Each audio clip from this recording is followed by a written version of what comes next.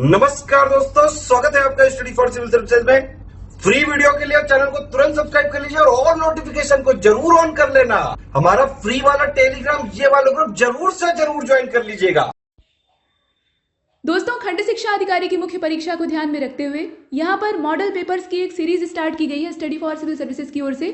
और इसमें model paper number 1 को आपने देखा था। उसमें आपने 40 क्वेश्चंस देखे थे अलग अलग साइज के। उसमें सेक्शंस बटे हुए थे, तो सेक्शन ए, सेक्शन बी और सेक्शन सी। और जो शब्द सीमा होती है यानी वर्ड लिमिट होती है, उसको बेस बनाकर यहाँ लिखना होता है। नंबर्स जो होते हैं वो भी उसी हिसाब से होते हैं। तो चलिए शुरू करते हैं। ये दूसरा मॉडल प्रश्न पत्र है और बीईओ का एग्जाम एक लंबे अरसे के बाद हो रहा है, तो इसकी जो प्रणालियाँ हैं वो बदल चुकी हैं, पैटर्न चेंज हो गया है और इसीलिए लोग असमंजस की स्थिति में है कि पेपर कैसा आएगा। जो लिखित पैटर्न लागू हुआ है उसके आधार पर लोग समझ नहीं पा रहे हैं कि पेपर कैसा आएगा। तो जो 2019 का मेंस का पेपर आपने पीसीएस वाला है उसको देख लीजिए और उसको बेस बनाकर यहाँ समझ लीजिए कि प्रश्न वैसे ही आएंगे। हो सकता है कि प्रश्न का जो लेवल है वो उतना ज़्यादा ऊंचा ना हो, लेकिन फिर भी जो आकार प्रकार है या ये कह लीजिए कि ड्राफ्ट है वो वैसा ही होगा। और यहाँ पर आप प्रैक्टिस कर सकते हैं। जितने भी प्रश्न आपको दिखाए जा रहे हैं इनको अपने से लिखने की कोशिश करिएगा। 3 घंटे का पूरा समय मार्जिन अपनी रख लीजिएगा और स्टॉप वॉच चालू करके शुरू करिएगा और 3 घंटा जैसे ही कंप्लीट हो वैसे ही बंद कर दीजिएगा, भले ही आपके कुछ प्रश्न छूट ही क्यों न गए हों। इससे आपको अपनी एक्यूरेसी का पता लगेगा कि आप कितना तय समय में कर पाते हैं और कितना बेहतर कर पाते हैं। तो चलिए बिना देर किए शुरू करते हैं। देखिए, इसमें जो सामान्य गाइडलाइन है वो दी हुई है नोट कि 40 क्वेश्चन हैं। उसमें से सेक्शन ए जो है उसमें 10 क्वेश्चन हैं और ये एवरेज साइज के हैं, बहुत बड़े भी नहीं है बहुत छोटे भी नहीं है। और वर्ड लिमिट से आप इसका अंदाज़ा लगा सकते हैं 125, तो इतनी शब्द सीमा है। उसके बाद जो सेक्शन बी है उसमें 10 शॉर्ट आंसर टाइप क्वेश्चन है। इनका जो आकार है वो 50 शब्द सीमा के अंदर होगा, मतलब जो 50 वर्ड्स की लिमिट है उसमें आपको इसे सॉल्व करना है। इसके बाद जो सेक्शन सी है उसमें आपको 20 छोटे छोटे एकदम छोटे वाले जो प्रश्न हैं वो मिलेंगे, यानी वेरी शॉर्ट आंसर टाइप जो क्वेश्चन है वो यहाँ आपको दिखाई देंगे और इन पर जो 2-2 नंबर है वो मिलने वाले हैं। बहुत ज़्यादा इसमें लिखना नहीं होता है, सिर्फ जो डाटा है जितना पूछा है उसको 2 लाइन में समझा दीजिए बस। इससे ज़्यादा उसमें लिखेंगे तो आपका सिर्फ समय बर्बाद होगा, उससे कोई फ़ायदा नहीं होने वाला।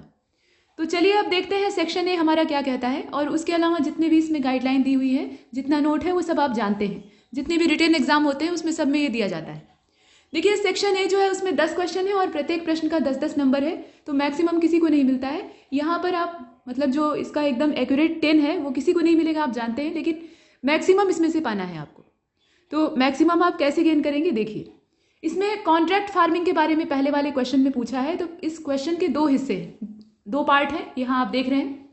और पहले पार्ट में तो आपको बताना है कि कॉन्ट्रैक्ट फार्मिंग क्या होती है और दूसरे वाले पार्ट में आपको एनालाइज करना है किस चीज़ को, जो पॉसिबिलिटीज़ हैं और चैलेंजेस हैं एसोसिएटेड विथ इट। मतलब इसके प्रावधान के अंदर कौन कौन सी पॉसिबिलिटीज़ हैं, संभावनाएं हैं और कौन कौन सी चुनौतियां हैं। तो देखिए, अनुबंध खेती यानी जो कॉन्ट्रैक्ट फार्मिंग होती है उसमें होता क्या है, यहाँ आप लिखा हुआ देख सकते हैं। इसका जो रिटन फॉर्मेट है वो भी आपके सामने है। आप आंसर बिल्कुल ही ऐसा लिखिए, ये आवश्यक नहीं है। जानकारी आप यहाँ से ले सकते हैं, तरीका जान सकते हैं, लेकिन शब्द आपके अपने होने चाहिए, तभी आपको अच्छे नंबर मिलेंगे। नहीं तो नकल करके बहुत से लिखने वाले हैं, उसमें से उन नकलचियों की भीड़ में से आपको बेहतर करना है। तो बेहतर जो मौलिक चीज़ें होती हैं वही होती हैं। फिलहाल जो कॉन्ट्रैक्ट फार्मिंग होती है उसमें जो खरीदार होता है और जो खेत के उत्पादक होते हैं, यहाँ उसी के बारे में कहा गया है कि contract farming involve agricultural production being carried out on the basis of agreement between buyers and farm producers. जो दोनों के बीच का एग्रीमेंट है उसी पर ही आधारित होती है। यहाँ पर पहले ही अनुबंध पत्र जो होता है उस पर हस्ताक्षर हो जाते हैं, यानी कॉन्ट्रैक्ट पर जो सिग्नेचर है वो कर दिए जाते हैं और उसी के आधार पर उसमें जो टर्म और कंडीशन दी होती है उसी के आधार पर यहाँ खेती की जाती है या जो खरीदने और बेचने का काम है वो होता है। इतना तो आपने इसकी जो डिफिनीशन है उसको बता दिया, लेकिन इतने से काम बनेगा नहीं। इतना तो आपने आधा प्रश्न को भी हल किया है, इसमें चाहे तो और जोड़ सकते हैं। इसके बाद आपको चैलेंजेस और पॉसिबिलिटीज़ लिखनी है इसमें। तो देखिए, इसमें जो कॉन्ट्रैक्ट फार्मिंग में प्रोज हैं यानी फ़ायदे हैं, तो फ़ायदे को आप कैसे देखिएगा, यहाँ पर आप इसे पॉसिबिलिटीज़ के तौर पे देखिएगा।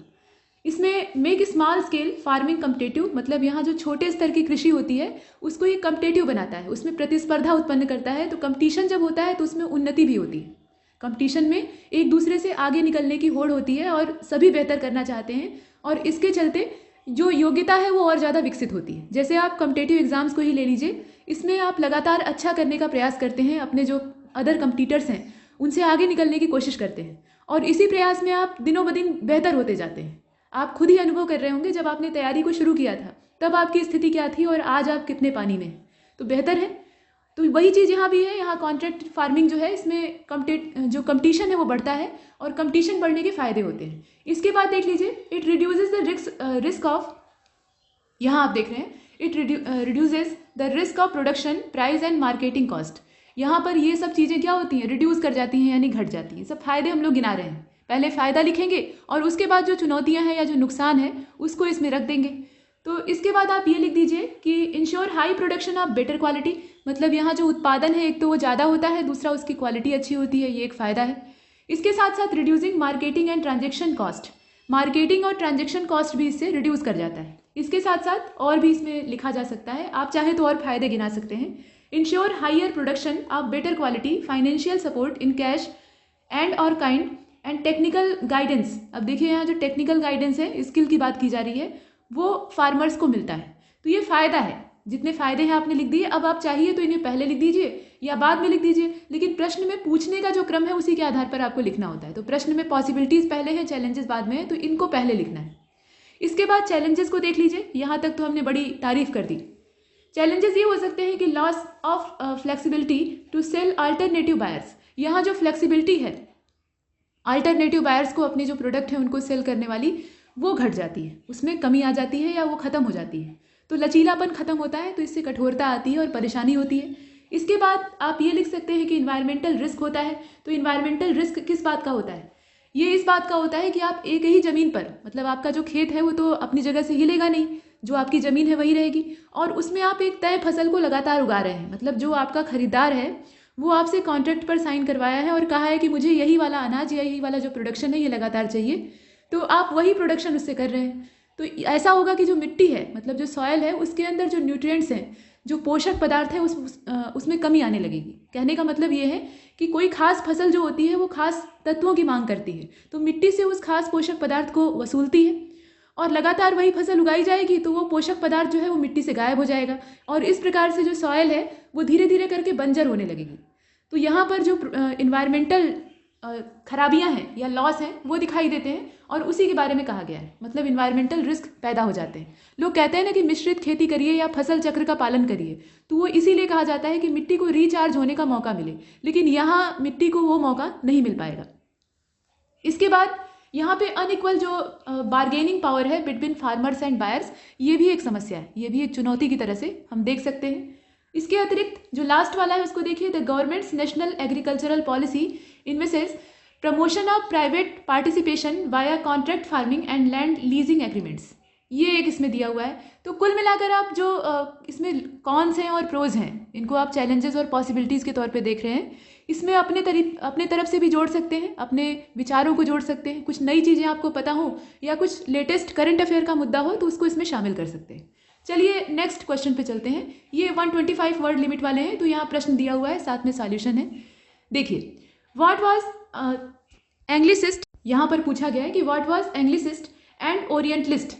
ये दो अलग अलग इसमें पक्ष हैं या फेवर हैं, तो इनके बीच की कंट्रोवर्सी क्या थी आपको बताना है। और सिर्फ इतना ही नहीं बताना है, इसके साथ आपको ये भी बताना है कि with what motive did British introduce English education in India. मतलब यहाँ पर कहा गया कि जो ब्रिटिश हैं वो इंग्लिश एजुकेशन को क्यों इंट्रोड्यूस करते हैं, उसके पीछे उनका मोटिव क्या था, क्या पर्पस था, ये आपको डिस्कस करना है। तो पहला जो प्रश्न का हिस्सा होगा उसमें आपको जो एंग्लिसिस्ट हैं और ओरिएंटलिस्ट हैं उनके बीच के विवाद की चर्चा करनी होगी और उसके बाद बताना होगा कि इस विवाद में विजेता कौन होता है। और अंग्रेजों की जो अंग्रेजी शिक्षा लागू करने वाली नीति थी, मतलब वो चाहते थे कि भारत में अंग्रेजी शिक्षा का प्रसार हो और इसके संबंध में वो तरह तरह के कदम उठाते हैं, तो उसके पीछे उनका फ़ायदा क्या था, वो क्या चाहते थे। तो चलिए देखते हैं क्या फ़ायदा था। यहाँ पर आप लिखिएगा कि जो ओरिएंटलिस्ट थे ये लोग कौन थे। तो ये ऐसे लोग थे जो कि इंडियन सोसाइटी का समर्थन करते थे, मतलब भारत का जो प्राचीन पुरातन समाज चला आ रहा था पारंपरिक, उसका ये समर्थन कर रहे थे और शिक्षा का जो डिवाइन यहाँ पे प्रोस्पेक्टिव था उसको ये देखते थे, यानी शिक्षा के अलौकिक माध्यम की वकालत करते थे, ऐसे आप लिख सकते हैं। जबकि जो एंग्लिस्ट थे वो क्या करते थे, वो यूरोपियन एजुकेशन सिस्टम जो था उसको फेवर करते थे, मतलब उसके पक्ष में रहते थे। वो चाहते थे कि यूरोपीय शिक्षा, अंग्रेजी शिक्षा यहाँ लागू हो। तो ये दो धड़े थे, जैसे कांग्रेस में नरम दल और गरम दल को आप देखते हैं वैसे ही। और इन दोनों के बीच का विवाद था, लेकिन ये विवाद तब खत्म हो जाता है जब यहाँ पर जो मैकाले मिनट है वो आता है। मैकाले मिनट की वजह से अंग्रेजी शिक्षा का प्रावधान हो जाता है, जो इंग्लिश एजुकेशन है वो लागू हो जाती है और इनके बीच में जो झगड़ा चल रहा था वो वहीं पर ठंडा हो जाता है। अब देखिए यहाँ तक तो आपने जो ओरिएंटलिस्ट और एंग्लिस्ट का विवाद है उसको लिख दिया, लेकिन इसके बाद आपको ये लिखना पड़ेगा कि अंग्रेजों ने अंग्रेजी शिक्षा को शुरू क्यों किया, इसके पीछे उनका कौन सा मोटिव था। तो सबसे बड़ा फायदा तो ये था कि अगर कोई भारतीय, मतलब कोई भी भारतीय नौजवान जो नवयुवक हैं वही शिक्षा प्राप्त करेंगे, मतलब बच्चे पर से उन्हें सिखाया जाएगा और बड़े होंगे तो युवा अवस्था तक वो शिक्षा को पूर्ण कर लेंगे, यही बात है। तो बच्चों को अपने हिसाब से ढालना, जो हमारे देश के भारतीय बच्चे हैं जो कि देश का भविष्य होते हैं, उनको अपनी मानसिकता से भर देना, ये अंग्रेजों का पहला लक्ष्य था। अंग्रेजों ने ये जान लिया था कि जो बड़े लोग हैं, बड़े वाले हैं, जो नेता परेता हैं, उनको अपनी तरफ मोड़ पाना बहुत टेढ़ा काम है। वो प्रयास उन्होंने पहले ही कर लिया था। लेकिन यहाँ पर जब उन्हें समझ में आता है कि एकदम जड़ पर से जब आप प्रयास करेंगे, मतलब कोई बीज है उसको आप अपने हिसाब से बोएंगे, तभी आप मनमाने तरीके से पौधे को उगा सकते हैं। आप चाहिए कि कहीं से पौधा उखाड़ कर लाइए और उसको आप खाद पानी देकर अपने हिसाब से कर लीजिए, तो नहीं हो सकता, वो सूख जाएगा या फिर आपके हिसाब से नहीं चलेगा। तो यहाँ पर बच्चे पर से जो मानसिकता है उसको अंग्रेजी ना बनाना, ये इनका लक्ष्य था और इसी के चलते मैकाले मिनट आता है और अंग्रेजी शिक्षा की जो पहल है वो शुरू होती है। इसके साथ साथ भारतीयों के बीच में एक ऐसे धड़े का निर्माण करना, यहाँ आप एक क्रम से इसे देख रहे हैं, जो कि हो तो इंडियंस, मतलब उनका जो ब्लड और कलर है वो कैसा हो, वो इंडियंस का ही हो, भारतीय हो, लेकिन उनकी जो मानसिकता है, उनका जो स्वाद है वो सब इंग्लिश हो, अंग्रेजी हो। इस प्रकार के जो अंग्रेजी परस्त एक तरह से गुलाम भारतीय थे, उनका निर्माण करना अंग्रेजों का उद्देश्य था।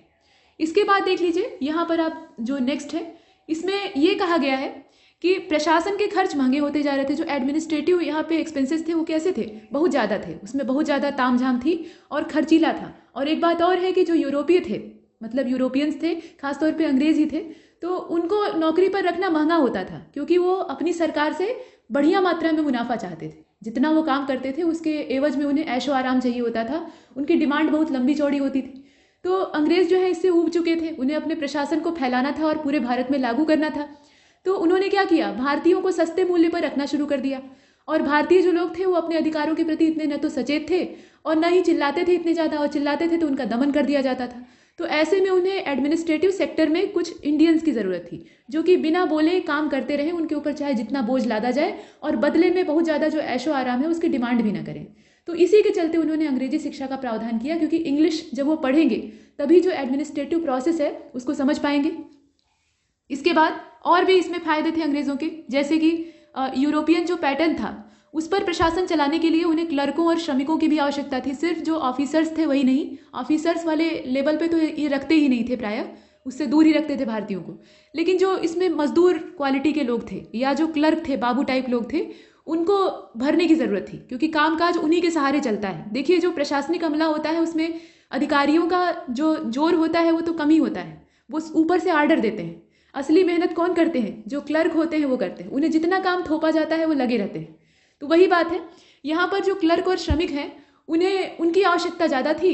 और एक बात और थी कि अंग्रेजी शिक्षा उन्हें नहीं आएगी, मतलब अंग्रेजी की उन्हें जानकारी ही नहीं होगी, तो वो काम कैसे करेंगे, तो इसलिए इन्होंने प्रावधान किया।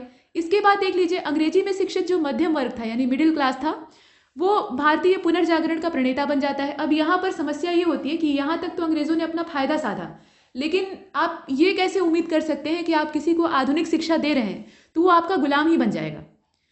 क्योंकि शिक्षा एक ऐसी चीज़ होती है, चाहे वो किसी भी भाषा में दी जाए, वो आदमी को खुद सोचने की शक्ति देती है। मतलब आपके अंदर खुद से सोचने की, अपने भले बुरे को पहचानने की पावर इकट्ठी हो जाती है। इसीलिए कहा जाता है कि शिक्षा सबसे बड़ा हथियार है। तो यहाँ पर जब भारतीय शिक्षित होते हैं, जो यूरोपियन एजुकेशन सिस्टम है उसके सहारे शिक्षा प्राप्त करते हैं, तो उन्हें ये आभास होता है कि अंग्रेज़ तो हमारा बहुत शोषण कर रहे हैं। उन्हें देश दुनिया की जानकारी होती है, नए नए समाचार पत्रों और पत्रिकाओं को वो पढ़ते हैं, इससे उन्हें बहुत सारी चीज़ें पता लगती हैं और इसलिए वो सचेत हो जाते हैं और अपने समाज के अंदर की जो बुराइयां हैं उसको दूर करने का प्रयास करते हैं। और इसी प्रयास में जो रेनेसेंस है वो आता है, यानी पुनर्जागरण की जो घटना है वो होती है। तो अपनी संस्कृति की बुराइयों को निकाल कर और अंग्रेजी शिक्षा और जो हिंदी भाषा है या जो हमारी मातृभाषा संस्कृति है उसको मिलाकर एक नवीन भारत का निर्माण करना, ये इनका मोटिव बन जाता है और ये अंग्रेज़ों की गले की हड्डी बन जाता है। तो अंग्रेज़ फायदे के लिए अपने किए थे, लेकिन यहाँ उनका नुकसान भी होता है। फिलहाल इस पे ज़्यादा समय खर्च नहीं करते, नेक्स्ट क्वेश्चन देखते हैं। इसमें आप अपने शब्दों में लिखिएगा, यहाँ जो लिखा है उसको उतारने की आवश्यकता नहीं। देखिए अगला जो प्रश्न है, कहाँ गया, ये देखिए तीसरे नंबर का, इसमें भी 10 अंक आपको मैक्सिमम मिलने वाले हैं और 125 की लिमिट है। इसमें पूछा गया है कि what is antimicrobial resistance. Antimicrobial resistance क्या है और what are the reason of its risk in India. मतलब इसका भारत में जो रिस्क है यानी खतरा है उसके पीछे कारण कौन कौन से हैं। तो पहले आपको ये बताना पड़ेगा कि एंटी माइक्रोबियल जो प्रतिरोध है यानी AMR इसको कहा जाता है। यहाँ पर AMR आप देख भी रहे हैं, तो इसके बारे में आपको पहले डिफाइन करना पड़ेगा, डिफिनीशन देनी पड़ेगी। देखिए, रोगाणुरोधी जो प्रतिरोधक हैं यानी जो यहाँ पर एंटी माइक्रोबियल रेजिस्टेंस है, इसके बारे में कहा गया है कि occurs when bacteria, viruses, fungi and parasites change over time and no longer respond to medicines. यहाँ पर दिक्कतें ये होती हैं कि हम लगातार जीवाणुरोधी जो मतलब एंटीबैक्टीरियल दवाएं हैं या एंटीबायोटिक्स हैं उनका सेवन बेहिसाब तरीके से अपने मनमाने ढंग से करते हैं। चिकित्सकीय परामर्श नहीं लेते, डॉक्टर के पास जाकर एडवाइस नहीं लेते, अपने डॉक्टर हम खुद बन जाते हैं, अपना इलाज खुद करने लगेंगे। और नहीं तो बहुत हुआ जो मध्यम वर्ग है उसकी बात की जा रही है, जो एकदम ऊंचे वाले हैं वो तो अस्पताल से ही जुड़े रहते हैं, लेकिन जो मध्यम वर्ग है वो केमिस्ट के पास जाएगा, जो दवा की दुकान वाले हैं, और आधे डॉक्टर तो वही बने रहते हैं, बिना डिग्री के, बिना किसी कौशल के, स्किल के वो डॉक्टर बन जाते हैं, दवाएं बेचते हैं और दवाएं देते भी हैं, परामर्श देते हैं और बड़े अधिकार से देते हैं। और कभी कभी उनकी दवा सटीक भी हो जाती है, लेकिन कभी कभी उसका बहुत बड़ा खामियाजा भुगतना पड़ता है। तो इस प्रकार की प्रणाली हमारे देश में चल रही है। तो वो मनमाने एंटीबायोटिक्स थोप देते हैं। जैसे आपको एक सामान्य सी चोट लग गई या सर्दी जुकाम हो गया, तो उसकी एवज में वो क्या करेंगे, पैरासीटामॉल के साथ एक एंटीबायोटिक लगा देंगे। कोई भी जो भी टेट्रासाइक्लिन है या इस प्रकार के जितने साइक्लिन्स हैं या डॉक्सी करके एक आती है, बहुत सारी एंटीबायोटिक्स हैं, उनका कोई गिनती नहीं है, तो बड़ी छोटी ये लगा देते हैं। और इससे होता क्या है कि आपके शरीर में जो बैक्टीरिया या जो भी कुछ है, मतलब जो बाहर से आए हुए पैरासाइट्स हैं, वो इसके अभ्यस्त हो जाते हैं, वो इसे भोजन के तौर पे लेते हैं कि खाना आ गया। पहले तो इससे वो मरते हैं या भाग जाते हैं, आपका शरीर छोड़ देते हैं, लेकिन धीरे धीरे इसका वो अभ्यास कर लेते हैं, इसके प्रति अनुकूलित हो जाते हैं, ये कहना सही रहेगा। और इसके चलते अब होता यह है कि जब आप किसी भी रोग के होने पर एंटीबायोटिक लेते हैं, तो ये जो वायरस और बैक्टीरिया या जो भी कुछ हैं, पैरासाइट्स आपके शरीर में घुसे हुए हैं, इनका उस पर कोई असर ही नहीं होता है। मतलब ये एकदम से बेअसर रहते हैं और ये बीमारी बेहिसाब तरीके से फैलाते हैं। तो यही यहाँ पर प्रतिरोधकता है, मतलब इसी को यहाँ पर एंटी माइक्रोबियल रेजिस्टेंस कहा जाता है। और ये स्थितियाँ अच्छी नहीं हैं। और इस प्रकार की जो प्रतिरोधक क्षमता डेवलप करने वाले पैरासाइट्स हैं, उन्हें सुपर बग्स कहा जाता है। सुपर बग्स क्यों कहा जाता है? क्योंकि ये सुपरमैन वाली जो पावर्स हैं उनको अपने अंदर जनरेट कर चुके होते हैं। अनुकूलन जो है वो हर जीव का गुण है, चाहे वो छोटा से छोटा जीव हो या बहुत बड़ा हो। प्रकृति के हिसाब से या जो समय परिस्थिति है उसके हिसाब से अगर ढल जाएगा, अनुकूलित कर लेगा खुद को, तो जिंदा रह जाएगा, और नहीं कर पाएगा तो मरेगा। लेकिन ये क्या करते हैं, अपने आप को अनुकूलित कर लेते हैं। ऐसे ही आपने DDT और मॉस्किटोज का सुना होगा, DDT के प्रति मच्छरों का अनुकूलन। अब इसके बाद देख लीजिए यहाँ पर जो रीजन ऑफ रिस्क है वो क्या हो सकते हैं। तो एंटीबायोटिक कंज्यूमशन जो अनसाइंटिफिक या सेल्फ मेडिकेशन है वो यहाँ पर घातक होता है। मतलब अवैज्ञानिक तरीके से या अपने मन मर्जी से जो दवा खाने वाले लोग होते हैं वो ऐसा कर लेते हैं, मतलब उसके लिए उत्तरदायी ऐसे ही लोग होते हैं। इसके साथ साथ जो अनक्वालिफाइड डॉक्टर्स हैं, भारत में ये भी एक समस्या है। डॉक्टर का बोर्ड लगा लिए और उनकी जो डिग्री है वो कैसी है ये कोई नहीं जानता, कहाँ से खरीद कर लाए हैं, किस प्रकार की डिग्री है। तो बहुत जो रेयर डॉक्टर होते हैं, अब यहाँ 57% का जो आंकड़ा आप देख रहे हैं, तो इसका मतलब क्या है कि बहुत बहुतायत जो तादाद है डॉक्टरों की वो ऐसी झोला छाप ही है। तो इस तरह के डॉक्टर करेंगे क्या?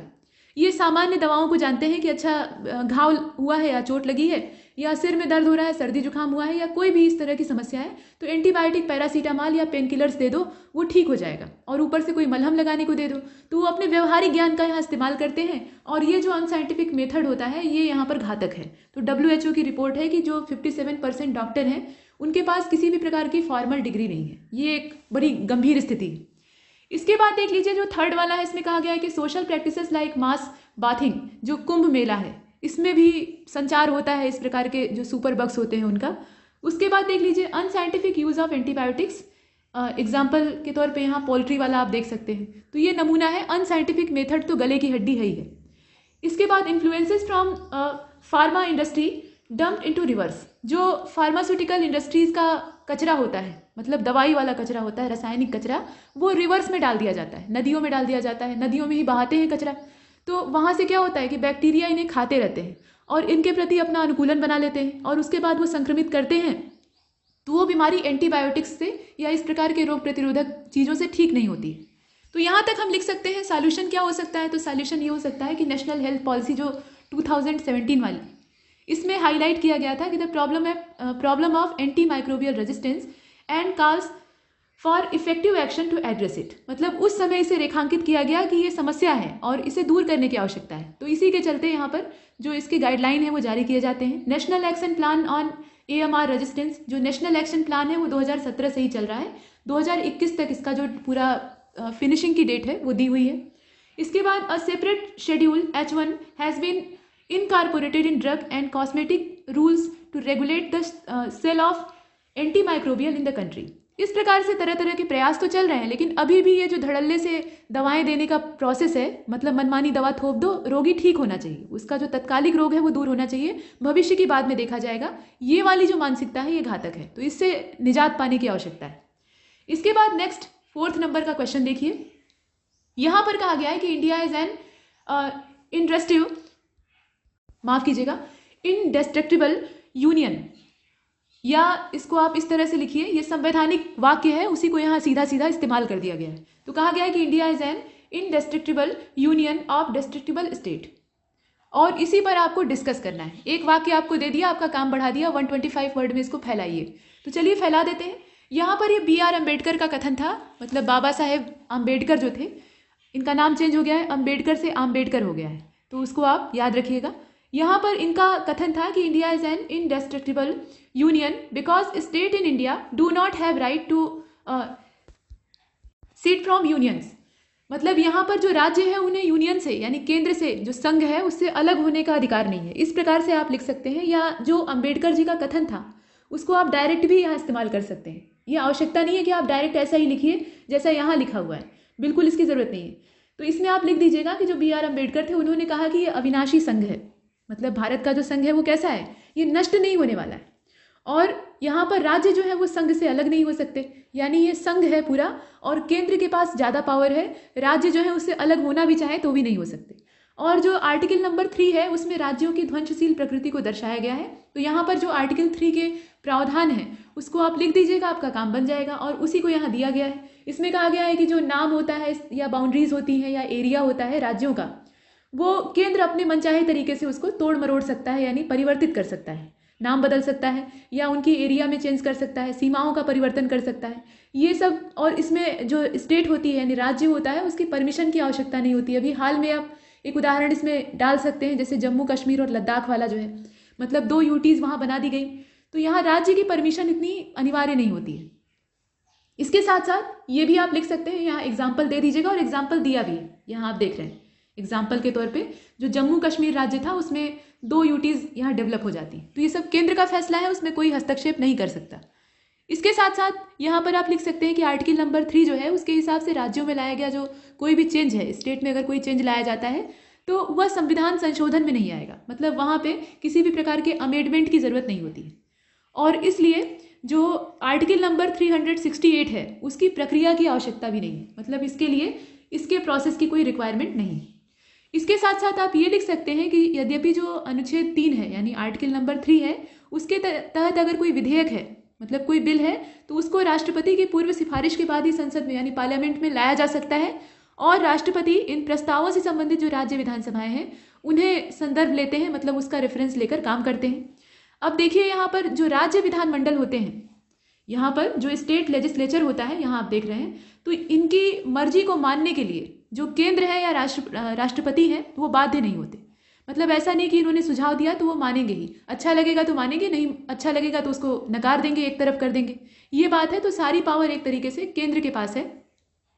और इसमें आप लिख सकते हैं कि इस प्रकार से संवैधानिक रूप से अगर देखा जाए तो यहाँ जितने भी राज्य हैं वो कैसे हैं, वो ध्वंसशील हैं, मतलब उन्हें तोड़ा जा सकता है, उन्हें ध्वस्त किया जा सकता है, नया बनाया जा सकता है जैसा केंद्र चाहे। तो ये चीज़ें हैं, और इसका अनुचित इस्तेमाल भी हो सकता है। तो इसके अनुचित इस्तेमाल को रोकने के लिए एक शक्तिशाली जो विपक्ष है वो होना चाहिए, क्योंकि विपक्षी दल जो होते हैं या विपक्षी जो पार्टी होती है वो सत्ताधारी पार्टी के हाथ रोक कर काम करवाती है। मतलब अगर वो कहीं गलत दिशा में जा रहा है तो उसे परामर्श भी देती है और उसका विरोध भी करती है। लेकिन आजकल विपक्ष और पक्ष की परिभाषा बिगड़ चुकी है, और केंद्र जो है वो इसलिए निरंकुश होता जा रहा है क्योंकि जो विपक्ष है वो कमज़ोर हो गया है। तो इसलिए एक मजबूत विपक्ष का होना भी आवश्यक है। फिलहाल आगे चलते हैं, ज़्यादा राजनीति में पढ़ने की जरूरत नहीं है, जितना पूछा है उतना लिखना है। यहाँ पर 5th नंबर का जो क्वेश्चन है उसको देखिए। In light of recent flood in Hyderabad, Hyderabad में जो अभी लेटेस्ट बाढ़ आई है उसको यहाँ ध्यान में रखते हुए भारत में जो बार बार जो शहरी बाढ़ आती है, यानी जो यहाँ पे अर्बन फ्लडिंग हो रही है, उस पर आपको चर्चा करनी है। और इस बाढ़ को रोकने के लिए, मतलब इसके लिए कौन सा यहाँ पे मैनेजमेंट किया जाए, प्रबंधन किया जाए। देखिए, आपदाएं जो होती हैं उनका मैनेजमेंट ही किया जा सकता है, उन्हें रोका नहीं जा सकता, ये मानी हुई बात है। और यहाँ जब बात प्राकृतिक आपदाओं की हो रही है, यानी नेचुरल डिजास्टर्स की हम बात कर रहे हैं, तो उसमें फिर आदमी का कोई जोर नहीं चलता। लेकिन ये जो अर्बन फ्लड है या अर्बन फ्लडिंग की घटना है, इसमें बात यह है कि शहरी लोग ही उत्तरदायी होते हैं, या जो अवसंरचनाएं होती हैं यानी इंफ्रास्ट्रक्चर होता है उसका दोष होता है ज़्यादातर। और कभी कभी कुछ प्राकृतिक आपदाएं इसमें आग में घी डालने का काम करती हैं। तो आइए देखते हैं, इसमें आप ये लिख सकते हैं कि मौसम जो है, दोस्तों आप जानते हैं कि क्लाइमेट लगातार बदल रहा है। क्लाइमेट चेंज की जो घटना है वो बहुत तेज़ी से हो रही है, ये समस्या है। बदलना समस्या नहीं है, बदलेगा तो है ही, ये एक भौगोलिक क्रिया है, प्राकृतिक प्रोसेस है। लेकिन अगर क्लाइमेट के चेंज में जो रफ्तार है वो बढ़ जाती है तो जीव जातियों के ऊपर इसका गलत प्रभाव पड़ेगा। जितने भी जीव जंतु हैं, वनस्पतियां हैं, सब यहाँ पर परेशान होंगे, नष्ट हो जाएंगे। और वही यहाँ पर हो रहा है। इस समय पूरी पृथ्वी इसी का सामना कर रही है और लोग निपटने के लिए इस पर हाथ पैर मार रहे हैं, लेकिन कुछ हो नहीं पा रहा है। जितने प्रयास हैं वो एक तरफ हो जा रहे हैं और जो इसकी गति है वो एक तरफ है। तो यहाँ पर कहा गया कि जो मौसम का व्यवहार है वो लगातार बदल रहा है, और लगातार बदल रहा है तो इसका मतलब क्या है कि कहीं पर बहुत ज़्यादा जो प्रेसिपिटेशन है यानी वर्षा है वो हो रही है, और कहीं पर सूखा पड़ रहा है। यही स्थिति है जिसको कि आप कहते हैं अतिवृष्टि और अनावृष्टि। तो अति सर्वत्र वर्जते, यानी अति जो है वो हर जगह बुरी ही होती है, कभी भी अच्छी नहीं होती, चाहे कितनी भी बढ़िया चीज़ हो। तो यहाँ भी वही बात है। और हैदराबाद वाला जो सेक्टर था वहाँ बाढ़ की समस्या ये बारिश की वजह से ही हुई थी। और बार बार जब बारिश होती है या बड़े पैमाने पर बादल फटने वाली जो घटना है वो हो जाती है, तो इसके चलते जो शहरी यहाँ पे नाली निकासी वाला तंत्र है यानी सीवर सिस्टम है वो ध्वस्त हो जाता है। उनकी पानी निकासी की अपनी एक क्षमता है, अपनी एक कैपेसिटी है, उतना ही वो निकासी एक बार में कर सकते हैं। तो जो एक्स्ट्रा पानी होता है, एक्स्ट्रा जो ड्रेनिंग यहाँ पे सिस्टम होता है, उसमें जाने वाला वाटर होता है, वो बाहर ओवरफ्लो करने लगता है या लोगों के घरों में घुसने लगता है। तो ये बाढ़ जैसी स्थिति पैदा करता है। हालांकि ये क्षणिक होती है, बहुत लंबे समय तक नहीं रहती है। या कभी कभी ऐसा होता है कि जो बहुत ऊंचे इलाके वाले लोग हैं, जैसे शहर की संरचना होती है, अर्बन सेक्टर्स जो होते हैं, उसमें ऐसा तो होता नहीं कि सबको ले जाकर एकदम एक टीले पर बसा देंगे और अगल बगल जो है वो एकदम जंगल रहेगा या कोई खाड़ी या बावड़ी खोद देंगे, ऐसा नहीं होता। उसमें कुछ लोग ऊंचाई पर रहते हैं और कुछ लोग निचले इलाकों में रहते हैं, वो भी शहरी ही होते हैं। लेकिन यहाँ पर प्रायः होता ये है कि जो एकदम सुविधा संपन्न चमकदार लोग हैं वो ऊंचाई पर रहते हैं, और जो स्लम्स होते हैं, झुग्गी बस्तियाँ होती हैं शहरों की, जैसे मुंबई में है, वो निचले इलाके होते हैं। तो यहाँ जो ऊपर वाले हैं ये अपना पानी यहाँ से बह जाएगा इनका, क्योंकि ऊंचाई पर पानी रुकेगा नहीं। पानी को कैसा चाहिए होता है, स्लोप चाहिए होता है। तो ये चला जाएगा इन झुग्गी बस्तियों में या जो निचले इलाके वहाँ भरने लगता है। तो ये भी बाढ़ के लिए यहाँ पे उत्तरदायी कारण हो सकता है। इसको भी आप चाहें तो लिख सकते हैं। तो बहुत सारे कारण यहाँ पर लिखे हुए हैं, इसको आप इसमें से देख लीजिए। हाँ, इसका जो सॉल्यूशन है उसको देख सकते हैं। इसमें हैदराबाद वाली बाढ़ का प्रसंग लिया गया है और हैदराबाद में 18 दिन में करीब 356 जो मिलीमीटर वर्षा है वो रिकॉर्ड की जाती है। अब बताइए कि इतना सारा पानी अगर गिरेगा सिर्फ 18 दिन में, तो ये बड़ी समस्या तो होगी ही। उसके साथ साथ चक्रवातों का जो आना जाना है वो भी लगा रहता है। आए दिन कुछ नए नवेले चक्रवात जो है वो घूमते टहलते आ जाते हैं, ये भी एक मुसीबत की जड़ है। और तूफान के बाद जो जल की निकासी प्रणाली है वो एकदम से इस्तीफा दे देती है कि अब हमसे नहीं होगा, इतना सारा पानी हम कहाँ ले जाएं। तो ये सब कारण है। लेकिन सॉल्यूशन क्या हो सकता है? एक चीज़ और है, देखिए जो वेटलैंड्स होते हैं उनका मनुष्य बहुत तेज़ी से अतिक्रमण कर रहा है, मतलब उन पर अपना कब्जा जमा रहा है। तो ये भी एक रीज़न है। वेटलैंड्स जो होते हैं ये जो नदियों के अंदर गाद का जमाव होता है उसको रोकते हैं, प्लस ये जो बाढ़ की समस्या है उससे निपटने में भी मदद करते हैं। तो वेटलैंड्स को फिर से एक बार पुनर्जीवित करने की आवश्यकता है। तो आइए सॉल्यूशन में क्या लिखा जा सकता है। पहला समाधान तो यही हो जाएगा कि जो वेटलैंड्स है उनका मैनेजमेंट करिए, उन्हें सही करिए, ठीक करिए, क्योंकि ये नेचर की किडनीज तो होते ही हैं, उसके साथ साथ ये बहुत सारी मदद करते हैं। और उसी में से एक है बाढ़ प्रबंधन, यानी फ्लड का ये मैनेजमेंट करते हैं। ये प्राकृतिक सहयोग होता है। तो प्रकृति को तो हमने पहले से ही उजाड़ रखा है। इसके साथ साथ शहरों में जो पारगम्यता है उसको बनाने की आवश्यकता है। और एक चीज़ और है कि जो पक्की ज़मीन होती है शहरों में ज़्यादातर कैसा होता है, पक्की ज़मीन होती है, मतलब कंक्रीट के जंगल बिछे हुए होते हैं, सड़कें तक जो है उसमें कहीं कच्ची ज़मीन दिखाई नहीं देती। तो ऐसी स्थिति में पानी जाएगा कहाँ? आधा पानी तो ज़मीन सोखती है, तो ज़मीन को सोखने के लिए कहीं से मौका ही नहीं मिल रहा है। तो ऐसी स्थिति में फिर पानी ओवरफ्लो करता है, ये भी एक कारण हो सकता है। ये सब है। और टोक्यो के समान हमें यहाँ पर अपनी जो प्रणालियाँ हैं उनको दुरुस्त करने की आवश्यकता है। हमें विशाल नालियों का जो यहाँ पे सीवर सिस्टम है उसमें पूरा एक जाल बिछाना होगा, और यह जो तंत्र होगा ये जल निकासी प्रबंधन को सुदृढ़ करेगा। हालांकि ये बहुत ज़्यादा सटीक समाधान नहीं है। बात यह है कि टोक्यो और हमारी कंडीशन में बहुत ज़मीन और आसमान का अंतर है। टोक्यो में जो प्रणालियाँ हैं या लोग हैं या वहाँ के जो तौर तरीके हैं वो हमसे एकदम अलग हैं। तो भारतीय जो तौर तरीके हैं उसी के हिसाब से हमें कोई समाधान ढूंढना चाहिए। ये टोक्यो का उदाहरण देना ये बेवकूफ़ी है। चलिए फिलहाल आगे चलते हैं। नेक्स्ट जो क्वेश्चन है उसमें जो न्यू एजुकेशन पॉलिसी आई है, अभी NEP आई है 2020, हल्ला मचा हुआ है कि शिक्षा जो है वो एकदम सुधर जाएगी। अब देखते हैं कितनी सुधरती है, लेकिन फिलहाल जो पिछली वाली थी यानी 1986 वाली उसको चेंज करना ज़रूरी था, क्योंकि बहुत लंबा समय गुजर चुका था। आप जानते हैं कितना समय गुजरा था, 34 साल, बहुत ज़्यादा होता है। 34 साल में आदमी जो है वो पैदा होकर बूढ़ा होने लगता है ना। तो यहाँ पर ये कहा जा सकता है कि 34 साल से जो चल रही थी शिक्षा प्रणाली उसको बदलना तो ज़रूरी था, लेकिन इसमें जो प्रावधान किए गए हैं वो कितने सटीक हैं या कितने कारगर होंगे ये देखने वाली बात होगी। ये समय बताएगा और कोई नहीं बता सकता। तो चलिए देख लेते हैं इसमें पूछा क्या गया है। प्रश्न को ध्यान से पढ़ना आवश्यक होता है। New education policy of 2020 was much needed reform for Indian education system. मतलब ये एक बहुप्रतीक्षित रिफॉर्म का प्रावधान लेकर आई है जो कि पहले से ही चाहिए था। मतलब भारतीय शिक्षा प्रणाली इसकी दरकार कर रही थी, तो इसी पर आपको डिस्कस करना है। यानी इसके सिर्फ आपको लाभ गिनाने हैं। यहाँ पर आपको कोई समीक्षा आलोचना वगैरह नहीं करनी है। इसको न तो आपको कमेंट के तौर पे लिखना है, इसमें आपको सिर्फ डिस्कस करना है कि कितने इसके फ़ायदे हैं और इसकी ज़रूरत कैसे थी। तो इसमें आप ये लिख सकते हैं कि जो पुरानी शिक्षा नीति थी उसको एक नए मॉडिफिकेशन की ज़रूरत थी और इसी के चलते ये आती है, क्योंकि वो विभिन्न मोर्चों पर असफल रहती है। जो पुरानी एजुकेशन पॉलिसी थी यानी NEP 1986 वाली पुरानी वाली, आज़ादी के बाद से 3 शिक्षा नीतियाँ आई हैं, तो ये दूसरे नंबर की थी, और ये जो 2020 में नई नवेली आई है कोरोना के बाद, तो ये जो है ये क्या है, ये तीसरी वाली है। तो ये सब फैक्ट हैं, इन्हें आप चाहें तो डाल सकते हैं। फिलहाल देखिए इसमें ये आवश्यकता थी कि जब कई मोर्चों पर 1986 वाली असफल होती है यानी काम नहीं कर पाती है तो उसे बदल देना चाहिए।